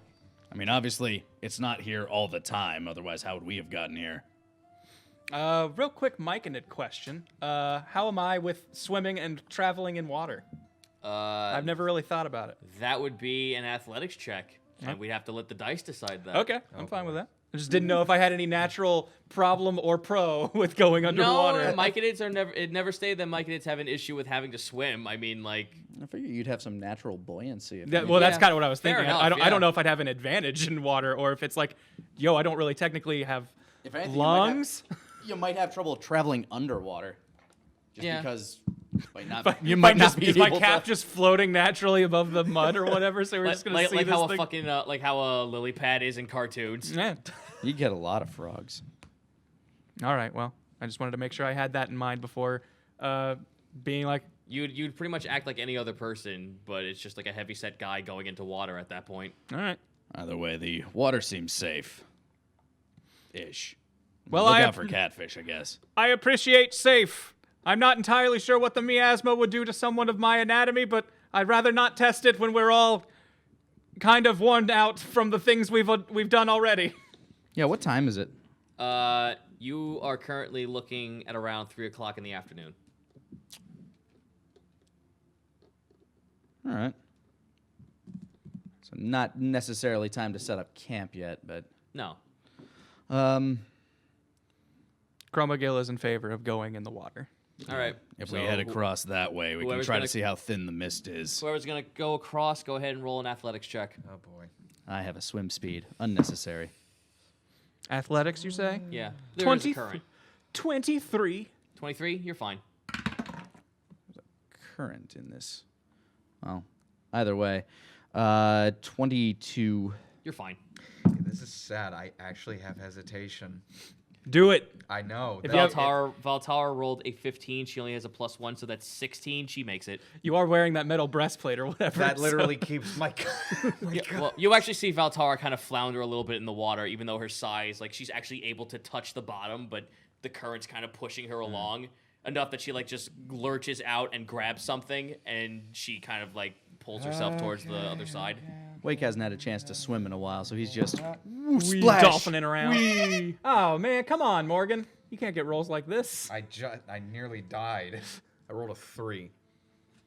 At least it's not a 1. Wake does a dolphin flip, dives in, and drags you back up to the surface. Do you have any athletics bonuses or anything? I have a strength of 11, Grant. So, well. no. Just asking. Poor old Morgan's not really all that keen about water as the water kind of fills up underneath his breastplate and brings back some horrid fucking memories. I try to assist that him he if that I he see him hesitates struggling. and gets swept into the current at least 15 feet down. Yeah, I was going to say Wake would dive in after doing a dolphin flip and go Athletics. back to try to grab him. As a creature that naturally swims. Oh, yeah, 23. You get him. I need you to roll me an athletics check one more time. Okay. A 19. You're fine. You get across. They're a little bit down the ways, but you almost like if this continued with the way the current was, you would have went right into the miasma again. Oh god, I'm sorry. No worries. All's well that ends well. Everyone roll a perception check. Ooh, nat 20. I'm seeing whatever it is. 15. I rolled a 4. I think these are the dice Bracky gave me. They are. They're working out well. Good dice, Bracky. Good Yep. dice. That's Bracky's first ever dice he Yeah. ever got. He is blessing it once again. You pretty much like turn around and look and see that there's actually a source of origin to where all the miasma's coming from. You look up into the sky, and it almost looks like there's a smokestack of this stuff going up and spreading across in a vicinity. I'm sorry. No, you Your destination might make you travel through a small bit of a miasma, but by the time you reach your destination, you'll be able to make it through a clearing. So with where we're trying to go, like this point of origin for the miasma notwithstanding, Yep. like we're gonna have to tiptoe through that if we're trying to make it there. Very barely, but not enough that it's going to be like a very disastrous fucking trip. Okay. Your path, the path that's opened up, it has a little bit more space where the miasma isn't touching. You should be able to reach your point of origin where the stacks are coming from, and since you've seen it, you can lead on that front. Okay, so we can get to where we're going or go to stop the miasma, and we have essentially a somewhat safe journey either way. Yes. Okay. I believe I found the source of our gross miasma stuff. Kind of like points in the direction of what he's seeing. You two, since you pretty much are now, a little bit more versed in the civilized world, unlike our mushroom friend here. Again, when you look up and see what he's pointing out, it does look like there's like smokestacks, almost like Industry. yeah. It looks like industry, but this miasma is not industry whatsoever. Man. Like maybe 4 or 5 pyres of smoke are coming out in one Indeed. condensed location. Well, that would solve a lot of problems if we got rid of that. Make our trip back to the cart easier. And then back to town even easier. Yep. I feel it would be doing a service to this forest if we could get rid of this. I'm with you, Chromagill. All right, I so agree. who rolled second highest again on that perception roll? You? You do actually notice that off to the south, where all the miasma was when you were walking, or you could have walked through, there is a stone path that leads into the forest that you can see at least a little bit of the forest before the miasma hits in. So it does look like there might be a small chance for you guys to make a getaway in case everything goes completely foobar. I take note of this and point it out to everyone. Hey, by the way, if everything goes bad, as it has so far, there's a path that way. You will not be able to get the cart through this spot. You will not be able to get the cart through this spot, though. Okay. I suppose if we use it as an escape, we could come back for the cart later should we need it. All right, and I believe this is a good spot as any to take a break. Works for me. We'll be right back after this. Welcome back to the table. All right. In that very brief break that we had, people who are here live will get that one. All right, so at this point, you guys have found out that there is a small path that leads into the forest that actually does have a safe route to walk towards the source of where the miasma is coming from. All right, so we're going to cut across the lake/river, You whatever did so this is, far. to that way. Yeah. Okay, so now I need everyone to roll a survival check to not get fathomably lost in these woods. Oh boy. That's something I'm pretty okay at. Finally. 18. Same. Cool. 21. 21? Let me look You know these woods. Let me go for Val. Val's fine. She rolled a 17 plus her wisdom, so she's got 19. You guys are pretty okay with not getting turned around by the woods, especially with like a little bit of whatever fog is still like hazing about. You guys are noticing that there are a lot more croaks and ribbits as you walk through these woods. Like loudly so. Okay. Ever since that house, I feel differently about frogs. Is this what humans call trauma? Yes. Yeah, actually. Yes, it is. A little bit. Fascinating. Isn't it? You're a very strange people. Chromagill, I need you to roll me a acrobatics check. Acrobatics, oh man. 8. You step directly on top of a very fat toad. It's okay. It was a toad, not a frog, so you don't need to worry about that. Was the mud soft enough that I just kind of squished him in, or is Yeah, this he's guy kind of just like wriggling. obliterated? He's still alive. He's not dead. I'll take my foot off of him. I apologize, small one. Please hop along. I haven't sprayed him with spores, so he doesn't have to. Well, that was strange. Didn't even have the decency to give me spores to talk to him. You heard that. I did hear that? Yep. Okay, All of you heard that. good. It sounded like it could kind of talk, but not really. It's like they're trying to be people. Like me. Who's Linda? Roll a perception check to find out where that is. Let's find out who Linda is. Oh shit. 9. Natural wonders! Hey. 18. 18. Who's Linda? Where's Linda? You look off to the side. There's one toad hanging in a small little hole in a tree. Linda! Linda! All right, that one must be Linda, and the other one. Charlie! All right, I don't know what Now there's a Charlie. chart. I head over to the. I head over to the. I head over. I head It was over. bound to happen. I head over to the original Linda frog, or whatever one was Yelling Linda. Yelling Linda. Oh god. You near by Linda. Frank! Please. Go on, do your thing. I am going to go ahead and cast Animal Friendship. Okay, explain that in detail. Hold on. I can't remember if this was one of these or one that I had to actually look up somewhere else. It looks like it's an online one. Was not a warden specific. That's fine. But- I'm sure I can get it. It's a level 1, yeah? Yeah. Okay, yeah. You bleed it out and you could use it. Okay. The frog is calm to you, but it's not like... It no longer goes, Frank.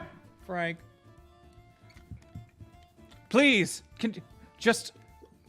I need you to be calm. Don't you need to sneeze on them? I'm not necessarily like talking to. Yeah, I know you're right. Frank! Well, my rapport scores go 30-foot radius. Okay, so now you have a cacophony of all the frogs in this entire area screaming names. So we mean you no harm. God, you don't have to shout. I apologize, creatures. I just want to be sure that we can have safe passage through these forests. You do not need to be alarmed at our presence. We are here only to help and get rid of this strange fog that covers the woods. Why would you do that? Why do you need to get rid of the frog? No, not Fog, even. not the frogs. The miasma, the goop, the gross stuff. The gross... Oh. I kind of point towards the smokestacks we're heading to. So, the stuff coming from that. This strange force that seems to be harmful to creatures that enter it. Is he talking to frogs? Why are you Yep. No, you could hear this all. Like, Oh, this I thought they were communicating No, telepathically. no, no. Oh. No, you could all hear this. They all have the spores. Oh, well. No, not even the spores. The frogs are talking. Yeah, these frogs have been speaking to They have us. been Oh, speaking okay. common this whole fucking time. I should have died in that house. They were yelling names at each other. So I assumed they had some cognizance. What somewhere. harm do you not wish to put harm upon Bulbous? Is that Bulbous? I keep kind of gesticulating towards. Bulbous shields us from those who wish harm, like the displacer creatures. Well, we killed those. I show their whippy tentacles. All the frogs just like go silent. Those are dead. Heroes. Heroes. Heroes. Yes. Oh, we're, yay. Yes, we're heroes. However, other creatures need to use this forest. While you said Bulbous was this one's name? You seek Lord Bulbous. Yeah. Yes. If we could speak with Lord Bulbous, I believe things would go much more easily. Roll persuasion. Please, fellow nature, listen to me. 13. So long as you mean Bulbous no harm, he who spoke with the landwalkers, you may go forth. Show courtesy. He will need to speak. You will need to prove yourself to Bulbous to get his audience. Am I the only one who can speak with him, or can, All of you must do this. All right. Okay. Do my best. just didn't want to be left alone? I've been known to say things that are incorrect, Valtara is constantly just writing shit down right now. but we shall do no harm to Bulbous should he do no harm to us. I lean over to Valtara.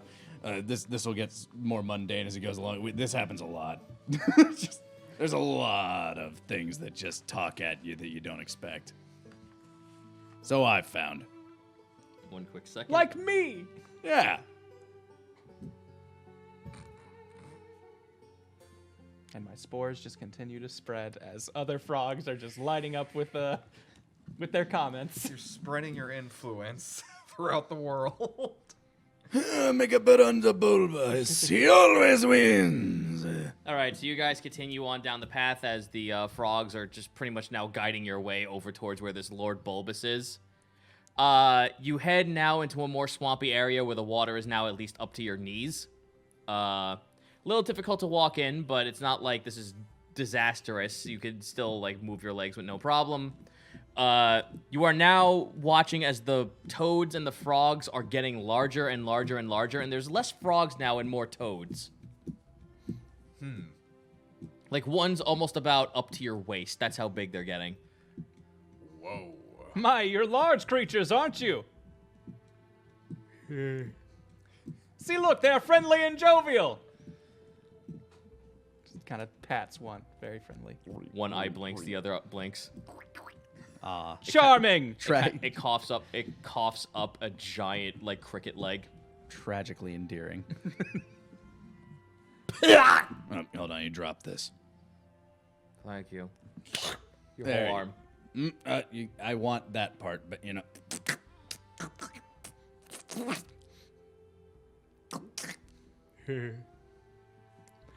Please do not eat us. We wish to make your lives better. How can you make them better? Do you have the large roach?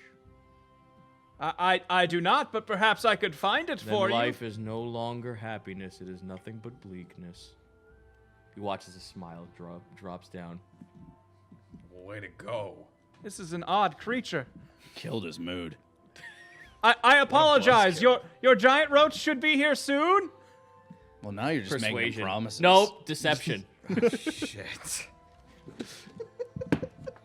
13. This guy just wants his big roach, man. He wants to like puff pass. Damn it, you beat me to it.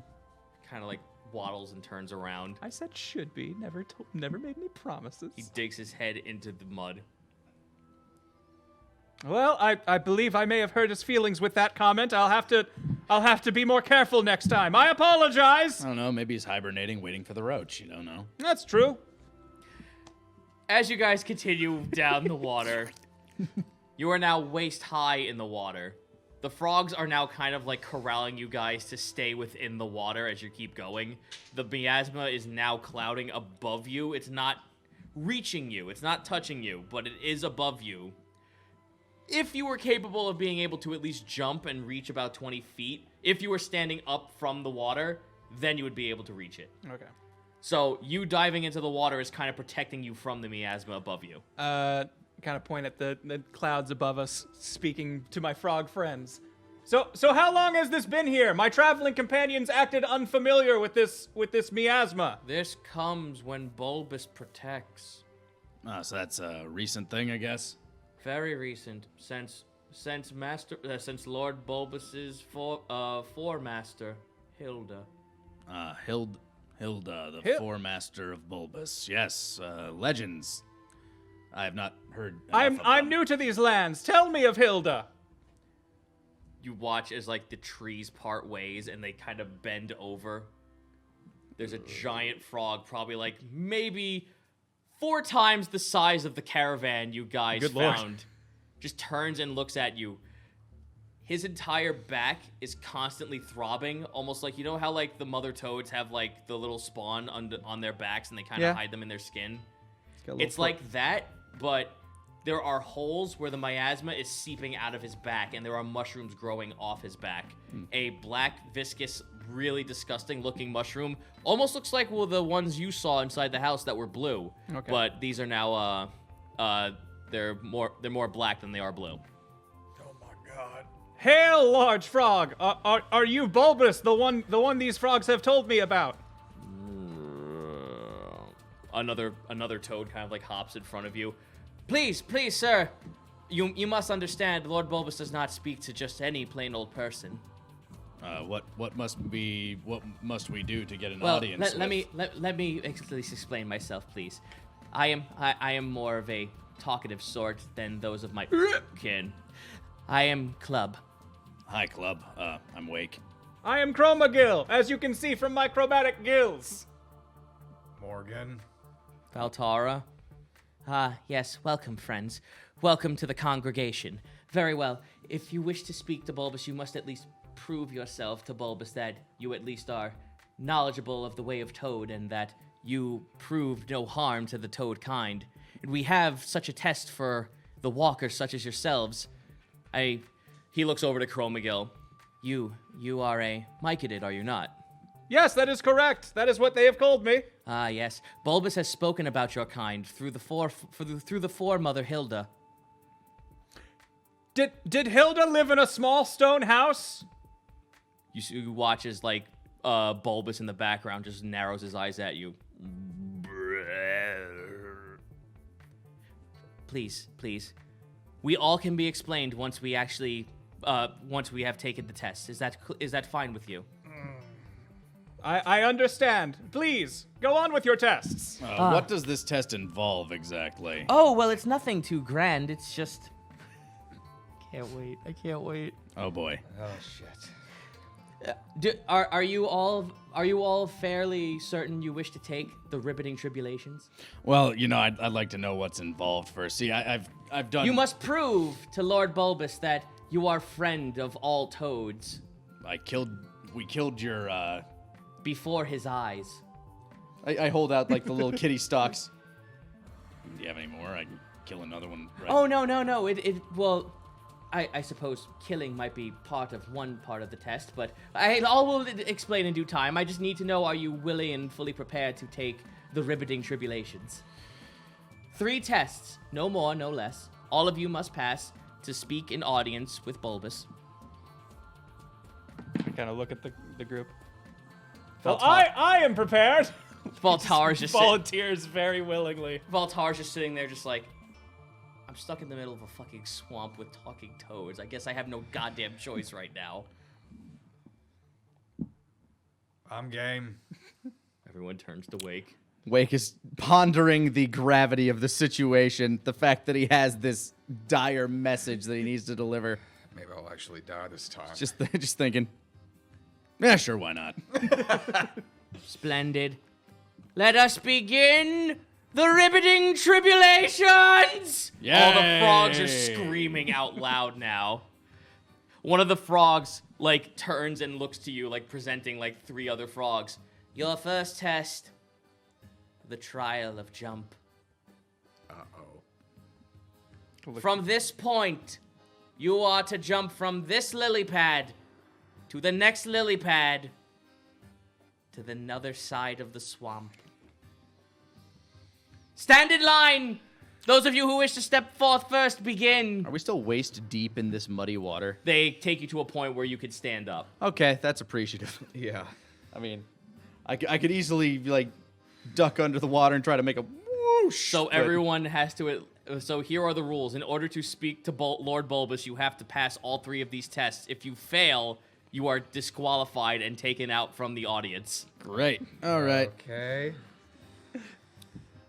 This seems like a very Who is acrobatic first? test. Who is first? Wake will go first. Very well. As stated, you are to jump to that first lily pad, then the second one, and then the ribbiting shall be commenced by stepping on the other side. Hop your way to victory! All right, gonna do my damnedest You here. heard the man, Hop. I burn a key point in to give myself Step of the Wind, which reduces any jump DC by half, and yeah.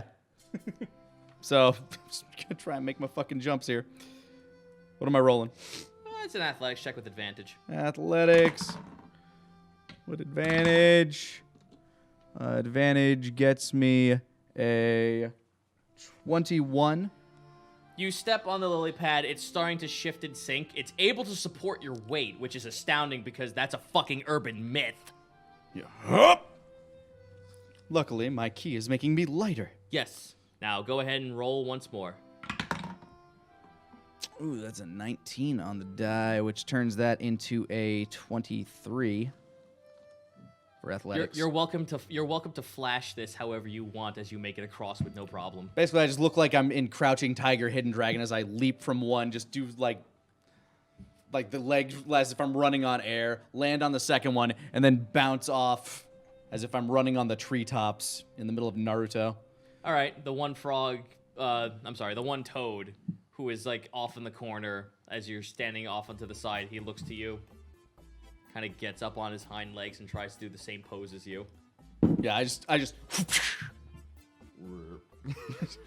Hey, you got it. All right, Who is next? Wasn't that hard, guys? It's fine. I've only trained my entire life for it. Crobagil walks up. I shall do my best to pass your test, Frog. Toad. I was about to say that would have got really racist if you didn't correct yourself. I apologize. I am from a different woods. We have different lingo there. The entire fucking like congregation just like hushed when you said frog. I apologize for all of Toadkind. It's in my Ribbit your way through the tribulation! That I will. Ribbit indeed. Ooh, and that 20 on my first athletic check. So, kick ass shoots jump. you like a Hulk jump. Yep. Hulk jump to the first one. You make it no problem. You see, it's not that difficult. Athletics, you said, right? Yep. 18. 18? Yeah. You make it with no problem. The lily pad was able to support your weight surprisingly. And you make it across and you're now standing next to Wake. Wow, good legs. Next! I wasn't expecting it, but luckily my powerful jump sufficed. Alrighty. Very unexpected turn. 16. You make it with you jump across with no effort. The lily pad is slowly starting to sink, however. It's now up your boot. Oh boy. I'm glad the heaviest member of our party is going last. I think you're the heaviest. I have a feeling that... No, Valtara. Valtara. Oh, Valtara, right. 17. 17. You're kind of like flubbing your weight back and forth, but with enough chutzpah, you're able to make it across without actually busting your ass onto the shoreline. See, there you go. Look at that. I have to wonder about the lily pad integrity for our next companion. Rip it away! Come on, Voltara. Wasn't that hard? You got it. You want to see what happens next, right? Nat 20s. All right. She makes it across the whole way. Wait, what? Sonic booms across. I picture Beverly Hills Ninja. Man, I was... But you can do it, Valtara. I've been here the whole time. Man, I was ready to Warden's grasp if something messed up. I have the power to yank enemies 10 feet with vines. I try to figure out some way to say her jump was an attack. And just be like, aha! Everyone croaks in celebration. Splendid, splendid, splendid, says Club. All of you have succeeded in the first trial of the tribulations of Ribbiting. Yay! Ribbiting trials indeed! Yes, now comes the next trial. You must now prove to us the mastery of croaking. Oh, this shall be easy. I mean, I know he's good at it. I was just about to say that. Sorry. You must make above game. You must make an apt performance check. Ah, fuck. Oh. Give the audience your loudest and heartiest ribbit. Huh. Thank God Who's going first, ladies? Chromagil steps up. Now that's sexist. Now, toads, there's some toad that can change its gender partway into its life, right? Or is that a frog of some kind? Also, how are you going to generate sound? Just you wait. Okay. Yeah, no, Valtara, like a minute they fucking say that, Valtara turns and looks to Chromagil like, you're fucked. You're fucked. You are fucked. Behold this! Though my croak may not sound the most frog-like, I guarantee you every ear within 30 feet is going to hear it. Well, are you gonna go first? Yes, he stands up, maybe unbeknownst to the toads, perhaps. I mean, he's not really gonna hide it, though. He sneezes once again, as much as he can, to send his rapport spores out as far-reaching as he can. I need you to roll me a performance check with disadvantage because they count that as your action. Okay. Not great. All right.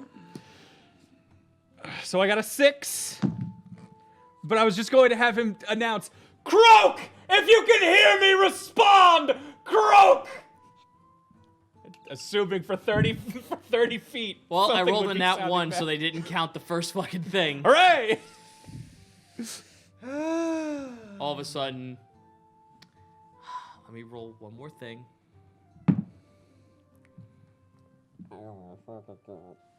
Excuse me? Oh my fucking god. Oh. All of the, there's an awkward fucking silence until finally you start hearing way off in the distance. Croak. Croak. I told you! Croak, croak, croak, croak. Everyone in the whole fucking tribunal is saying croak. The whole forest heard my croak. If that does not pass your test, Sir Club, I don't know what will. You pass. Who's next? Everyone silences. Just spread your spores to everything within distance, and they'll respond. They'll buy it. You got this. Wake's gonna do his damnedest here and try to basically force some air through his gills to try to make one of those noises. Performance. And it's not terrible. That is a 16.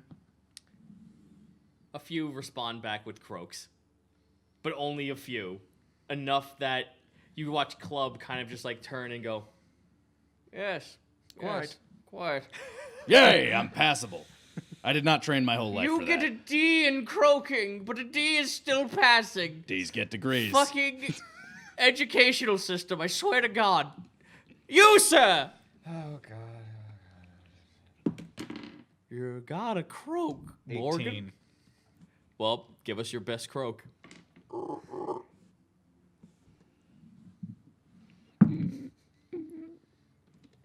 1 point, you survive. Club lets out a what? Oh. Oh, I guess that passes. Chromagil, fists in the air. Acceptable. Yes! We're adequate. All right, Voltara. You got this. Surely there is You're, something in your books about the best croak. Thanks. You've been studying this whole time, I right? have absolute faith in you. I'm just still thumbs up. No, fuck you, Dice. That's not real. What'd you get? She rolled a nat 20. Then Hey! Sonic she's croaks. she's a master. Jesus. She's truly studied Kind it. of just goes like this.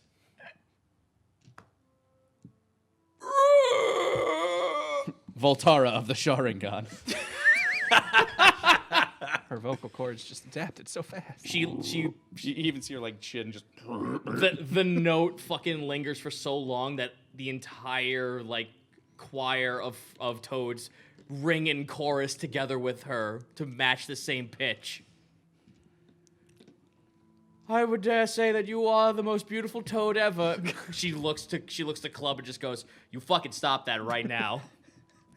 She's not much for compliments. Is this romance? Announces Chromagil. No. Okay, just asking. All right. Well, that was trial 2. And now comes the bloodiest of all trials. We might be okay at this one. We tend to bleed. No. If you bleed, it shows weakness of you as a toad. Bring forth the victims! I don't like the sound of that. Me neither. You guys watch as Bulbous kind of like holds his forearms up, and with arcane energy, they start turning purple. Uh-oh. Crates start floating in, and there is ungodly chittering coming from the inside of them as they drop in front of you, each of you. One of you may do this at a time. We don't want the prisoners to escape. Chittering. Show who among you wishes to go first. Valtara just like steps back. Wade just sort of looks around. Okay. I nearly died in paint goop. Wake steps forward, draw. No weapons! Put Okay, them away! just- A toad does not use tools! I do not need them. Release your tools on the floor. Did I just leave it on my back? No! Like, your trial has a lot of rules here. Please do as he says. I turn the spear around, just stab it into the floor. They were all jovial and shit. Now, the moment this came into play, even Club is just like, do it now. Do it. Eliminate him. He's twitching. All right. Your last and final trial.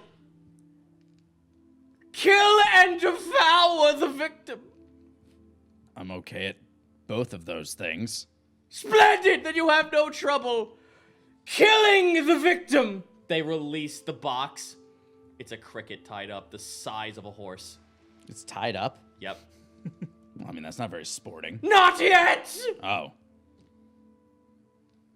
You watch the knife magically rises from Bulbous. Goes to the cut. Hold on, what about no tools? No tools for killing, Wake. I'm This just is a saying. tool for releasing. It's a This different. is releasing, you fool. Okay, fair enough. On your mark. Don't question the proctor. Get set. Go. All right, I chase down the cricket. The cricket. Well, the cricket is now staring at you. What do? It releases itself, and it looks like it's about to launch itself away. All right, I'm going to handle animal real quick and approach it gently. Handle animal is a 21. It is unbeknownst. It doesn't notice you're there. It's kind of like more worried about all these fucking toads sitting around it. It kind of just like sits there and like its antenna wigs out as it's trying to like focus on something and doesn't focus on you for the most part. All right, as I approach it, calmly, gently, serenely. Once I am within range, I will make a jump and attempt to ride on its back. It's the size of a horse, Yep. so I imagine I can mount it. I need you to roll me a acrobatics check with disadvantage. Disadvantage, all right. Okay, it's got to be worse than a nat 20. And it's worse. It's a modified 20. Okay. You land on top of it. Its wings kind of like its fake pseudo wings kind of like spread open, and it tries to flap and knock your legs off. Whoa! You actually watch as its leg almost grazes past your head as the barbed wire almost cuts the air past your head. Okay then. If you've ever seen a jewel wasp try to kill a cockroach, the cockroach has the ability to kick it so hard it cripples the hornet. That sounds like late night YouTubing. It is. Yeah. There's channels yes! for this. All right, so I narrowly dodge its sharp. Like I feel like I'm in the middle of Starship Troopers right now. So you are now on top of this creature. What will you do? I am going to grapple it and begin to consume the back of its neck. Roll a survival check. That is a survival is a +6. 22. Okay, well, you pass a 22 enough to know that you can grab the back of the head. Now I need you to actually attack with an unarmed attack. Luckily, as a monk, that's a pretty normally easy prospect. That is a 25. You crack open the back of this creature's skull. It is still writhing, but now you have a clear shot to your brain matter. Nom nom. Roll a con save. I've eaten worse than this. Constitution, what the fuck is that? Oh, it's a 17. Like a champion, this man. Like just cracking open a crab and eating its guts live. You've done that before. You're a fucking merman. You're a merfolk. Wake eats all sorts of sea bugs. As This is just a land bug. Yep, this creature hits the floor, lurching, and then finally convulsing, and then just stops dead. All the frogs rejoice and enjoy. It's just sitting there. I'm just digging into it. You are worthy of Bulbous's audience. Who is next? I haven't eaten yet today. This thing's as big as a horse. I can't carry it. I'm just gonna sit there and eat it. Scooping it out from inside. I shall step up. I am prepared for your test, club. How do you eat Chromagill? Says Valtara. She like kind of mutters that to you, like, how are you gonna eat this thing? It just takes longer. That said, it should be known. He points to his feet. I consume nutrients from the earth below me. Consuming creatures like this is not exactly something my kind naturally does. However, I shall do my best to obey the rules as per your demands. You're a strange toad. Says a tiny kid, a tiny little baby toad. No. You're a strange toad. Yay! It's so sad. It's not easy being me. Anyway. There it is. Why are there so many songs about Chromagill? They put the box in front of you. They open it up. There is not a cricket, A hog-tied millipede. Oh shit. Oh, I hate those. I'm glad I got this one. The boxes were all different. Okay. We will release the creature! Now! All right, my first action would be pacifying spores. This thing needs to make a con save. All right. Fuck no! With a 7. Haha, okay. Well, he has been stunned and is until the next turn, wherein he gets another chance to try and break out of it. The creature tries to skitter away, and you release spores from your cap that just make it convulse and actually fall, the upper top of it kind of falls on its back and curls in on itself, and it's trying so hard to skitter away All on right. the bottom half. So it can't move though, right? It Nope, is stunned and cannot paralyzed. move. All right. Chromagil goes and places one foot on its head and just starts pressing down. Roll me an athletics check to grapple. I am consuming this creature as best I can. It will just take a while. Go, Chromagil! Is that an athletics check? Yep. This is for grappling. For grappling? All right. That is a 12. Give me another one since it's athletic. It's advantage because it's stunned. Cool. That's way better. 23. You guys watch as the bottom half is still trying to convulse away, but the upper half of the millipede is just stuck underneath his head, underneath his foot, that it can't move away. I look over to Club. You may want to conduct the other tests. This will take a while. Roll natural damage. Roll an unarmed strike. So Would that's that your be a strength. D4? 1d4 plus your strength. Unless you have a martial arts die, then no, it's not a D4. It's just your strength stat. Oh, is it just the strength stat? Yeah. Okay. In that case, then it's 3. Or is it the my just stat? your modifier. Yeah. Okay, so 3. Okay. It still does not get out I'm with pretty a sure 2. it's a minimum of 1. Okay. So, yeah. Because there's oh. It does not get out with a 2, so it is still there, but it is still alive. Okay. Well, Remember, you're not allowed to use tools, but that doesn't equate magic out. That's true. So it has to be. He is more displaying. I am in the act of consuming it. My. Oh, they believe you. Okay. They believe you. It's just that It has to die. it has to die in front of the tribunal. But that's not how my creatures consume.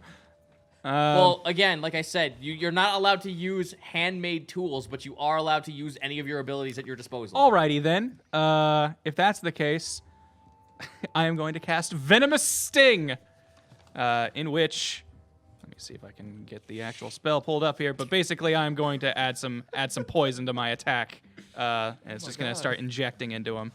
So not only will he be stunned, he will also be paralyzed. I made sure that the audience was getting the full brunt of everyone's other capabilities in this situation. I was going to say, Wake is sitting here in this situation and watching what these guys' capabilities are, because in combat, he was unable to exactly observe what they were doing. Yep. All right, so with Venomous Sting, I basically make a melee attack on it. Go for it. And just get to add some poison damage on there. That will be a 16 to hit. That hits. All right. And with that, let me pull it up so I get the actual exact numbers. I should just have these written down on a single page rather than using the whole thing. There we go. On a hit, the target suffers the normal attacks. That'll just be my unarmed hit, so the 3. Yep. Plus a D8 in poison and is now poisoned. Jeebus. What does the poison stat do? I actually don't even stat, know. Poison stat gives disadvantage on attacks and checks. Oh, shit. So it takes an additional 4 damage in poison and is now poisoned. I'm gonna roll On one a target can use its action to make a wisdom check against your spell save DC. On a success, it frees itself. Or wait, hold on, wrong thing. I believe I'm not poisoned. Yeah. It's Sorry. placebo. Target must succeed on a Constitution saving throw or become poisoned for the duration. Okay. What is the spell DC of you? For me, it is That's on your sheet. Yes. That would be on your spells. Right there. 13. 13. He beats it out. He does? Okay, so he's not poisoned. But he still takes the damage. But he is Still still takes taking damage. Yeah, he's still taking not that looking damage. too good. You're feeling like the give starting to wither away. Probably one more strike will do it.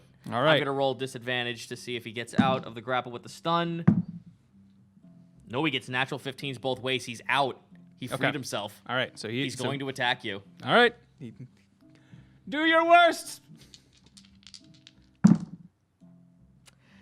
Its worst is taking an entire chunk of your leg along with it as it rips itself free from your grasp for Ouchie. 8 points of damage. Okay. Do your worst! Rips his whole leg off. Ah, that was pretty good. It's not, again, it's still not looking too good. You have one more shot. All right. I come in with another swing with the old with that venomous sting. So it's gonna need. Yeah. So I'm going to roll my melee hit. But 17. That will hit. Cool. That's getting the base unarmed damage of 3 plus 5, so 8 damage. So remember in Resident Evil 3 where Nemesis grabs the guy by the face and the fucking spike goes through the back of his head? Yeah. That's what you do. Cool. What's his name? Charlie? I can't remember. He was the guy that ran away from you in Resident Evil 1. Ah, okay. So he's fucking dead. And now I just have my foot on top of him. I won't consume his body for quite some time, but you get the idea. Everyone's cheering. It's fine. The frogs are fucking cheering. This is a joy to them. This is a show for them. Eventually, the cycle of life will replace him with nutrients, and those will be what I absorb. Baltar just like looks over to Morgan. These tribulations got really fucking dark out of nowhere. Yeah, no kidding. Who is next? I'll go. Splendid! Okay. Oh shit, he's getting the book. Something special's coming out of your box. It's the green book too. Fuck! The Creature Codex. Now available from Cobalt Press. Full of all sorts of things your players won't want to face. Especially ones who were made by me specifically. Ooh, no. Oh no. Oh yes, Brian. No! Oh yes, Brian. You know what it is. They open. Hold on. Wake munches his cricket in anticipation. Chromacill's just kind of stepping on his bug. So I really can't get a whole lot of nutrients from this. This is actually not anything close to what my diet would be, but you know, I can understand why creatures would do this. Baltar looks to you and just goes, "How do you think I feel? I'm an herbivore." I mean, this is pretty close to my diet. Oh god. You still have a face, though. You can put things in your mouth and just spit it out later. I won't enjoy it, and it'll probably kill my stomach. Just be careful. You just be careful. Yeah, just do it. Just shut up and do it. Your tribulations begin now, sir. They open up the box, and Here it comes. so there's a hornet, a very very large hornet with its wings taped and its legs taped. Buck Bumble. There's something different about this hornet, however, as it has little holes and little wriggling-like substances inside those holes, almost like there's something trying to escape from the holes on its carapace. These holes go from the back of the spine all the way to the thorax. You bastard. Are you ready for the tribulations? Just fucking do this. The legends begin! Oh shit. But how far distance? You're right in front of it. Oh fuck. Like, I'm a range guy. Ah, damn it. You can walk away. It's not going to attack you right this second. It's just got out of its bindings. I'm gonna.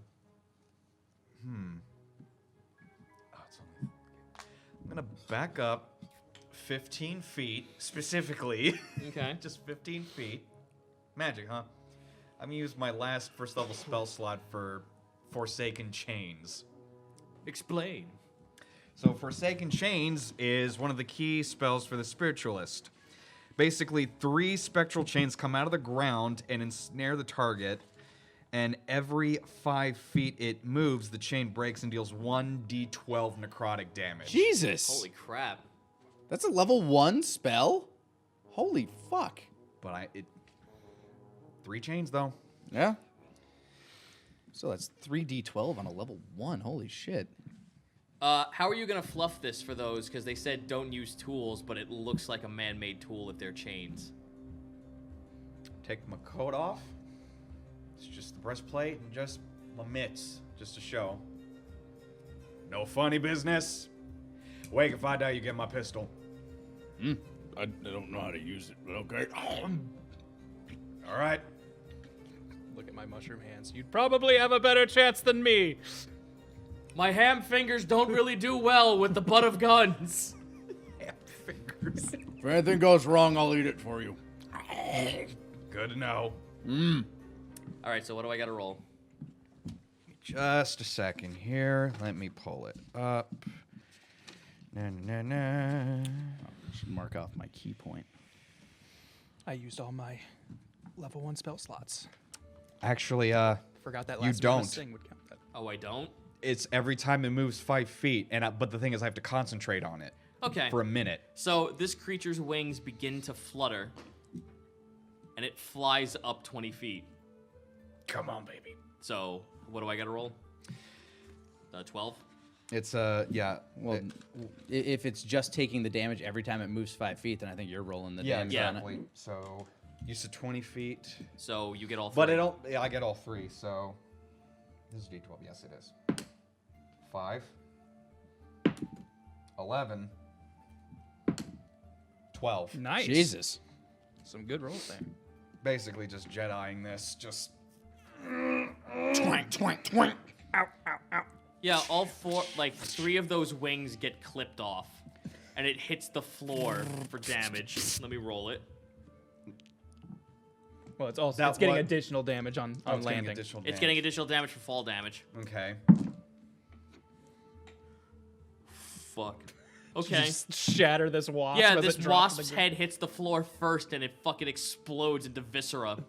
But that doesn't stop what was growing out of its back to crawl out, as little maggots of hornets start crawling out of the creature. Eat up, Morgan. Thanks, Chromagil. It generates snacks. It's a second part of the trial.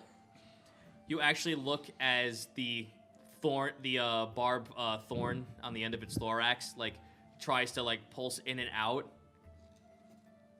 And then it jettisons and shoots with one final, like, go fuck yourself. Roll a dex save. 5 plus 3, 14. Just grazes past your shoulder. Oh! As you watch as this thing goes by you, you actually watch as on the end of its tail, where the inside of it was still in the thorax, more maggots are being jettisoned out with it. And when it hits a tree, it calcifies into a sort of pod, and more of those things start to grow out of it. All the other frogs start toads start devouring on it. Am I done? Consume your prize. Chromagil just continues to stand on his millipede. Slimy yet satisfying. Wake says, sucking in grasshopper entrail. Oh, fuck. Con save. 18. Chicken. Huh. Once you get past the slimy part, it's usually pretty good. Yeah, no, you're right. The sensation of taste is lost on me. That was a flesh pod hornet. I know what it is, Zito. I know, but none of the audience does. know what it is. You showed it off to me. The flesh pod hornet reproduces through its venomous sting. The eggs of the hornet are delivered with the poison, infecting a living creature. Within minutes, the eggs implanted into the victim form into lotus pod tumors in the flesh. Like body horror, don't you, Zito? No, but it freaks me the fuck out, which is enough. Is good enough for me when Alright. when you make really monst- don't like it. Yeah, That also Monsters. works. When When you you- make monsters, use your fears. Yeah, when you make monsters, you use your fears. All right. I can accept that. Cronenberg is usually a good source. It's nice I finally got to use that ability. All right, Volterra, you're up. Good. Time for you for your most dastardly trial. Bring out the final victim! All the frogs cower at this. Oh, no. I believe in you. Wake's consumed most of the husk and is now just standing up, chewing on a leg. Behold! The fat... No, sorry, I'm like... The fat thing. Yeah. This Yeah. big ugly Behold! motherfucker. The fat fuzzy thing! It's a honeybee. Aw. It's a really huge fucking honeybee. We should protect those. They preserve flowers. Kill it! Oh well. Well, we tried. Nature will provide. There are other honeybees. Not many. Shang hangs his head in shame. Single tear. The bee doesn't even move. The bee's just like, it's a fucking bumblebee, dude. They're like fat cats, the bug version. When I had never been stung by a bee before, my older brother told me that if you got stung by one of those, it's basically feeling like you get shot by a gun. So I was very scared for a long time. Wow. You're talking to someone who's allergic to bee stings. Oh, okay, so yeah. Yeah. Might as well be. I can fucking vouch for it. It was like that. I almost lost this fucking finger. It almost had to get amputated. Spoopy. So what does she do with this bumblebee?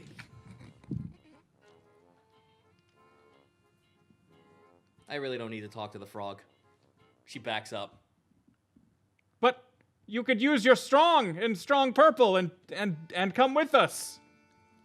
She stands over to the side. She's not gonna do this.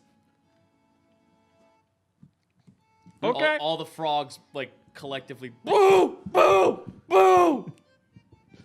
You sit out of the congregation. All right, It's- fly it's- away, little bee. Yeah, the bee. No, well, one of the toads just. Oh. Oh. I guess that's gonna happen. There was no point in that. Like Valtar just looks around. There was no point in that. There's 3 of us out of 1 person who's gonna be talking to Lord Bulbous. It's fine. But wouldn't you like to write everything down? You love your books. I'll I'll fill her in. She just looks to you and goes, "That's sweet of you, Chromagill, but I think I have enough information. All I need." Understood. She they kind of just like usher her to go like off to the side. Sit outside. Yeah, she's just like sit in the box of shame. She will be the next victim. Oh, Lord. All right. They kind of just like they point over to the side and there looks like a terrarium for like a pet, like a lizard pet. It's like sit in the corner of shame. They are an extremely well-equipped group of frogs. There's a lot of like.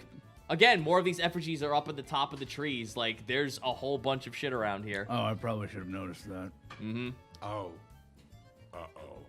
And there's frog paintings and toad paintings. Oh, no. Well, that's something I feel like I really should have noticed. Whatever. As you as you walk closer to Bulbous, these things become more apparent. Okay, yeah, I'm just picking my teeth with leftover grasshopper. You may speak to Lord Bulbous. Hey, Bulbous, can you stop doing this miasma thing? Just real quick. Like a day. Maybe 2. How rude of you Well, I'm... to come before me, and to not give me the courtesy of your name. I believe I gave it on my way in. I'm You didn't Wake. give it to Bulbous. You gave it to Club. Oh, well, I was... Sorry, we were in your company. My name is Wake. Hello. I am Chromagill. Morgan. I assume he was within 30 feet when I spored earlier.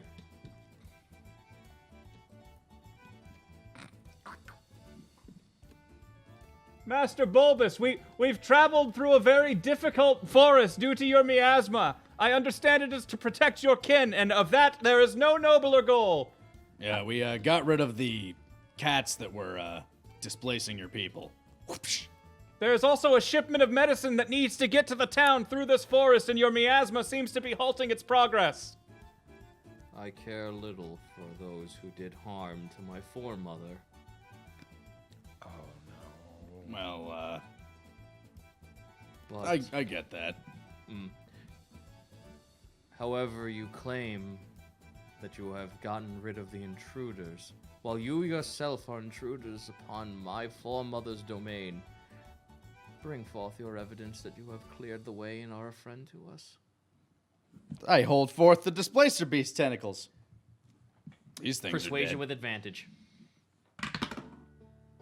Thank God. That was a nat 1. That would have been so poetic. Into a modified 18. That's right, I have a -1. He croaks. Place it before me. I place down the tentacle in front of him. Oh! His mouth opened so wide it could have ate all 3 of you in one gulp. Jeez, I'm pretty big. Big frog, big mouth.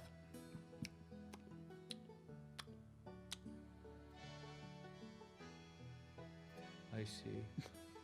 Yeah, they're like super dead. There's like 3 others back there. This is all I could carry with me. And what is this human medicine you speak of? I believe, from what we understand, they were, what were they, Vex caps? Yes. Yeah, the caps of Vex mushrooms, if that means anything. I know in your what they tongue. are. Okay, cool. I don't. They grow on my spine. Ah, well. Oh. My foremother placed a hex upon those who did harm to her, and left me, her prized familiar, to grow and prosper. As poetic justice, the cure of that curse. So, I see. Well, I've not been brought up to speed on all of the doings of these people who need this medicine. We've just merely been charged with the fact that innocents are suffering, and the miasma in this wood is the cause. I apologize if you have troubled history with these people, but I assure you, they do not seem to have anything to do with the damage done to your foremother. I can see that. However, I understand that you wish to be on your way and to leave this domicile in peace. peacefully as possible, yeah. I see. Go back to your medicine. Take it and go. I will release the miasma as you enter into the forest. Do not come back. Excellent. Actually, I was wondering, since you mentioned that you grow this substance on your back, and it's something that these people use as medicine, is there anything out here that you require, that you need, that you're just not getting for you and your people? Of course not. You've seen the tribunal. We have plenty of food. We have space to swim, space to repopulate, and many of my people can now know the knowledge of the Foremother. Fair enough. As long as there are toads to congregate, I want for nothing.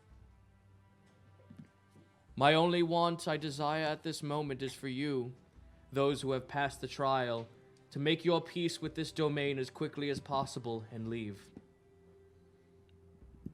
Well, that I feel like we can do. Chromagil nods. So you guys completely agree just to pack up the shit and go? To pack up the shit and go. It seems pretty prescient with every other obligation we've had. I, as a player, understand that we are leaving something very dark in these woods to just continue to grow, but Chromagil has no problem with that. It's nature. We are right next to a massive town of adventurers. Yeah. This is a contract that can go to anyone else, and we will deliver medicine and be heroes and get ourselves some nice passage. Hey, Chromagil doesn't think on that And level, but rest. he'll go along with that plan. With that, Lord Bulbous kind of just like sits up. Then go forth and be at peace. Do not let anyone who is from the outside into these lands. Tell them of our story, that if they come here, we will not be as kind in the tribunal as we were with you. No, we will tell them everything about all of this and make sure that none of them try to disturb you under penalty of Your foremother. your foremother and the might of the great Bulbous. Chromagil leaves another druid message just to show, like, just keep away, stay out, outsiders not welcome. Yeah, danger this way. Very well.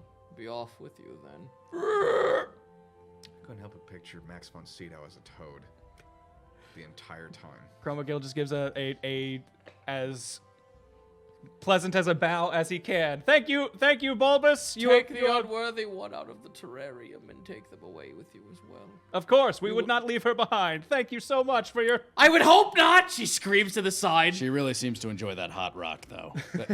Yeah, she's sitting on a hot rock. All right, with that, you guys return from whence you came. The miasma has actually lessened more and more as you walk along. where that one path was that you couldn't get by before is completely clear.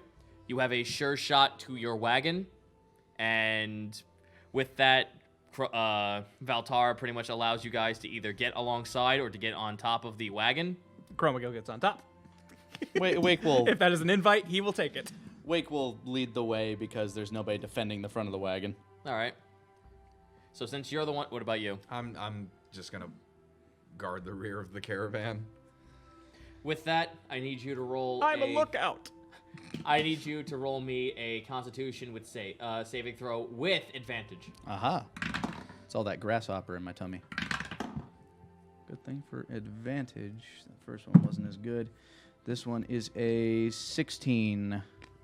You can still feel the miasma as you walk in, but the moment you like take one whiff of it and you're like, okay, I gotta brace for impact, it starts to part. Huh. It opens its way for you, and you can actually see the dirt road leading towards Venom Beach. And we head out that way. Vespa Bay, sorry. Yeah, we head out that way and onto the town of Vespa Bay. And with that, this is where we'll end. All as the miasma right. closes behind you. Yay! We left a horrific frog monster behind us, but you know what? We'll just pass along a message and just let everybody know, hey, don't go in there unless you really want to fight a massive frog monster that's the pet of an old dead witch. I will say that you guys got the most neutral ending out of this whole Yes! scenario. Yeah, neutral wonders. Chromagil is all about that neutrality. Well, gentlemen, that was the slippery situation I talked about on Twitter. Wake is 100% fine with neutrality out of this one. We got the medicine. That was his goal. I am so sorry that it couldn't have gone any better with the witch's hut. Hey, it's fine. Yeah. That was 100% my fault for causing issues. And a comedy of errors thanks to dice. But before we go, we actually got some art to look at this week. Yes, we do. The return of fan art. Yeah, Start look from at that. one, work your way up. All right, hold on. Gotta pull up the thingy so we know what we're looking at. A lot of which we've probably already seen on Fan Art Friday. A lot of new stuff got put in at the last second, so All we right, got well, some of that. numero uno. What do we have? I love it. It's the three ghosts from Casper. Yup. The uncles. That's some great stuff, and this is by Scandranin01. We got Morgan there with the spirits that haunt him. How dare you serve these meat bags before us, Casper? This floor used to be so clean you could eat off it. He looks so neutral, tired of this. Pretty much. Good stuff. Thank you kindly, Scandranin01. Next up. By Saberlock, we got Mushroom Wake. I was not expecting this today. Wake, listening in intently. I can hear all the I'm mushrooms. all shrooms. God damn it. Great art style. I love it.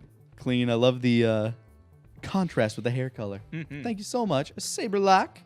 Next up. Ooh. I know this art style. This is Marvel Poison. I don't even have to scroll down to that. Kitty Whippins. Yeah, Marvel Poison. I was correct with the Displacer Beast. Good stuff. Look at that. Oh, look at those little raky tentacle backs. Holy shit, those things are scary. Yeah. Yeah, dude. Ow. That's a fucking Gen 1 monster you're looking at. A scrapey little kitty boy. You got to get a big, extra long scratch post for it. Yeah. Just got a big scratch post. Its tails are just going nuts on it. There's a book on DM's Guild that's all about you getting baby monsters and training them to be your companion. Ooh, and okay. that's one of the creatures they have on like the forefront. Nice. Cute. Awesome. Thank you so much, Marvel Poison. Next up here by the blind artist, we got a sleepy Nedra and a baby It. Don't worry, you'll see them again soon. I like that shadow. It's creepy. And I'm trying In to the sleep. autumn- Zowie. When autumn falls. Oh boy. When autumn falls. Oh, what an adorable little baby. I love that I just planted in this seed of like something to come and no one knows what the fuck it's about. It just keeps being this ultimate foreboding thing, but then nothing happens. So it's like it's does everyone just think something's creepy about it, but it's not? Because that wouldn't make sense, but it hasn't done anything bad yet. How bad could it really be? Thank you so much, blind artist. Next up, by Artsy Joe 94, We got Nedra v Dad and Wake v Grandpa. No, the way it's been put, Nedra v Brother. Oh, I thought Resp was the father. Like no, it was fixed to be Resp was a puppet to Garlux. Okay, so Garlux is daddy. Yeah.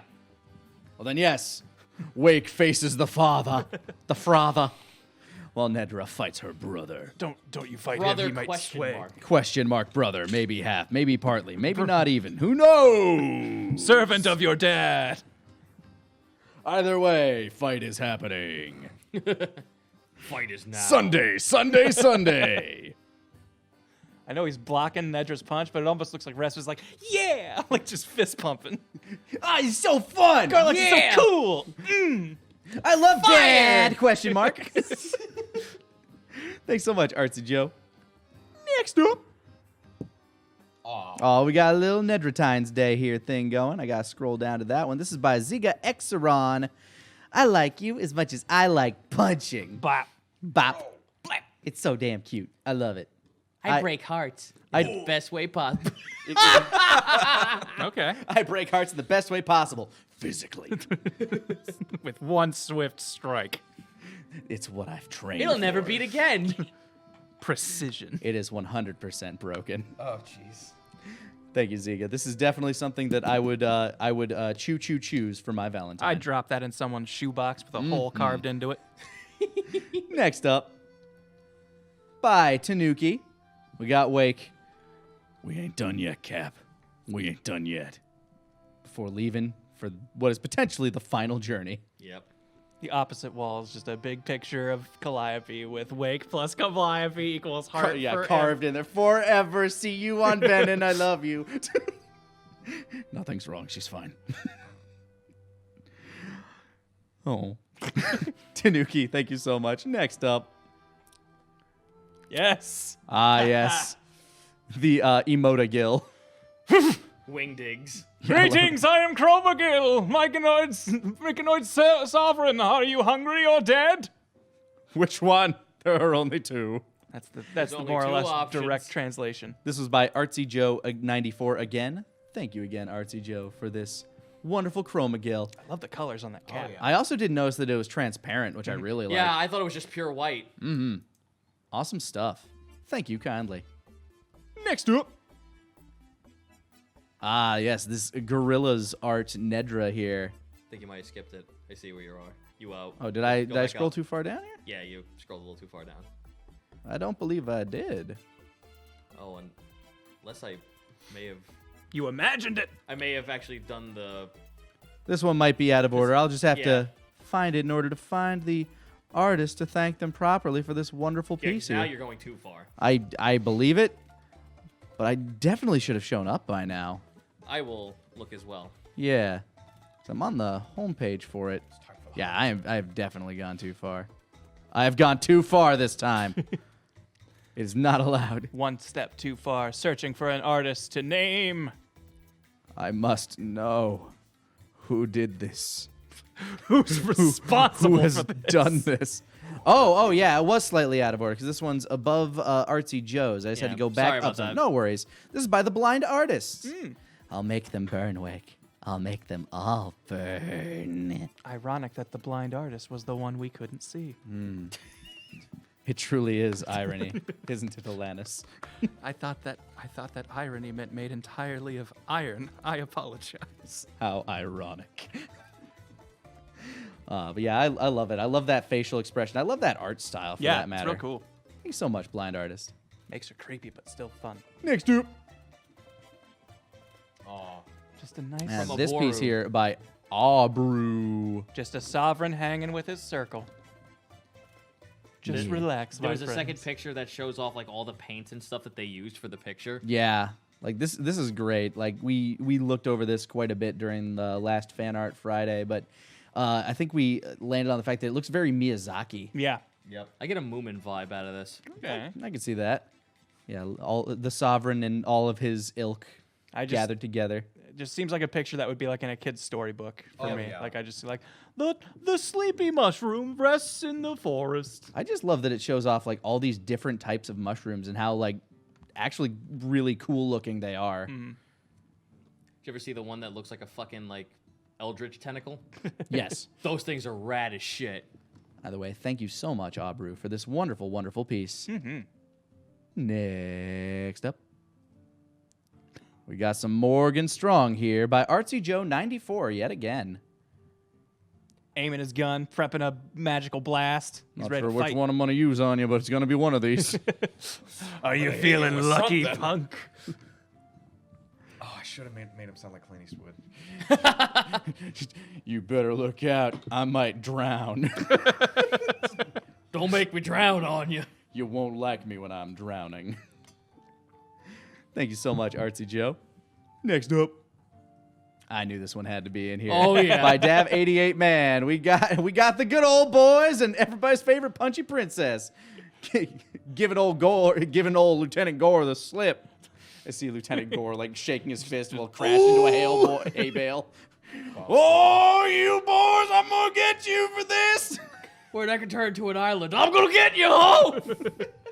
Boss Gore is getting on their tail now. Them gator boys would roll down the hill for another hour. Ride the wing of that dragon as far as you can, boys. See if you can get past its snout. I don't know. Never watched the Dukes of Hazzard, really. Just know it from cultural osmosis. But something Pretty along fucking those much. lines. That's how I am. I'm just like, God, don't ask me to give references. I don't fucking know. Thank you so much, Dav88 Man. And we got here some more Chromagill by Raphael_Alphonse. I like the color on the cap, but at the same time, at a glance, I thought it was like a sandwich on his head. Right? He kind of. So many complex emotions. Why can't you just be either hungry or dead? You said the thing. I love his concerned eyes there. Like it's like he is saying this like out of you poor creatures. Your life could be so much simpler. You do this to yourself. Is that it, or do we got one more? We got on one here? more. That's actually 2 pieces. Oh, 2 pieces for one more. What do we got? Ah! Oh, wow. Yeah. From Dark E Arts. Yeah, Dark E Arts.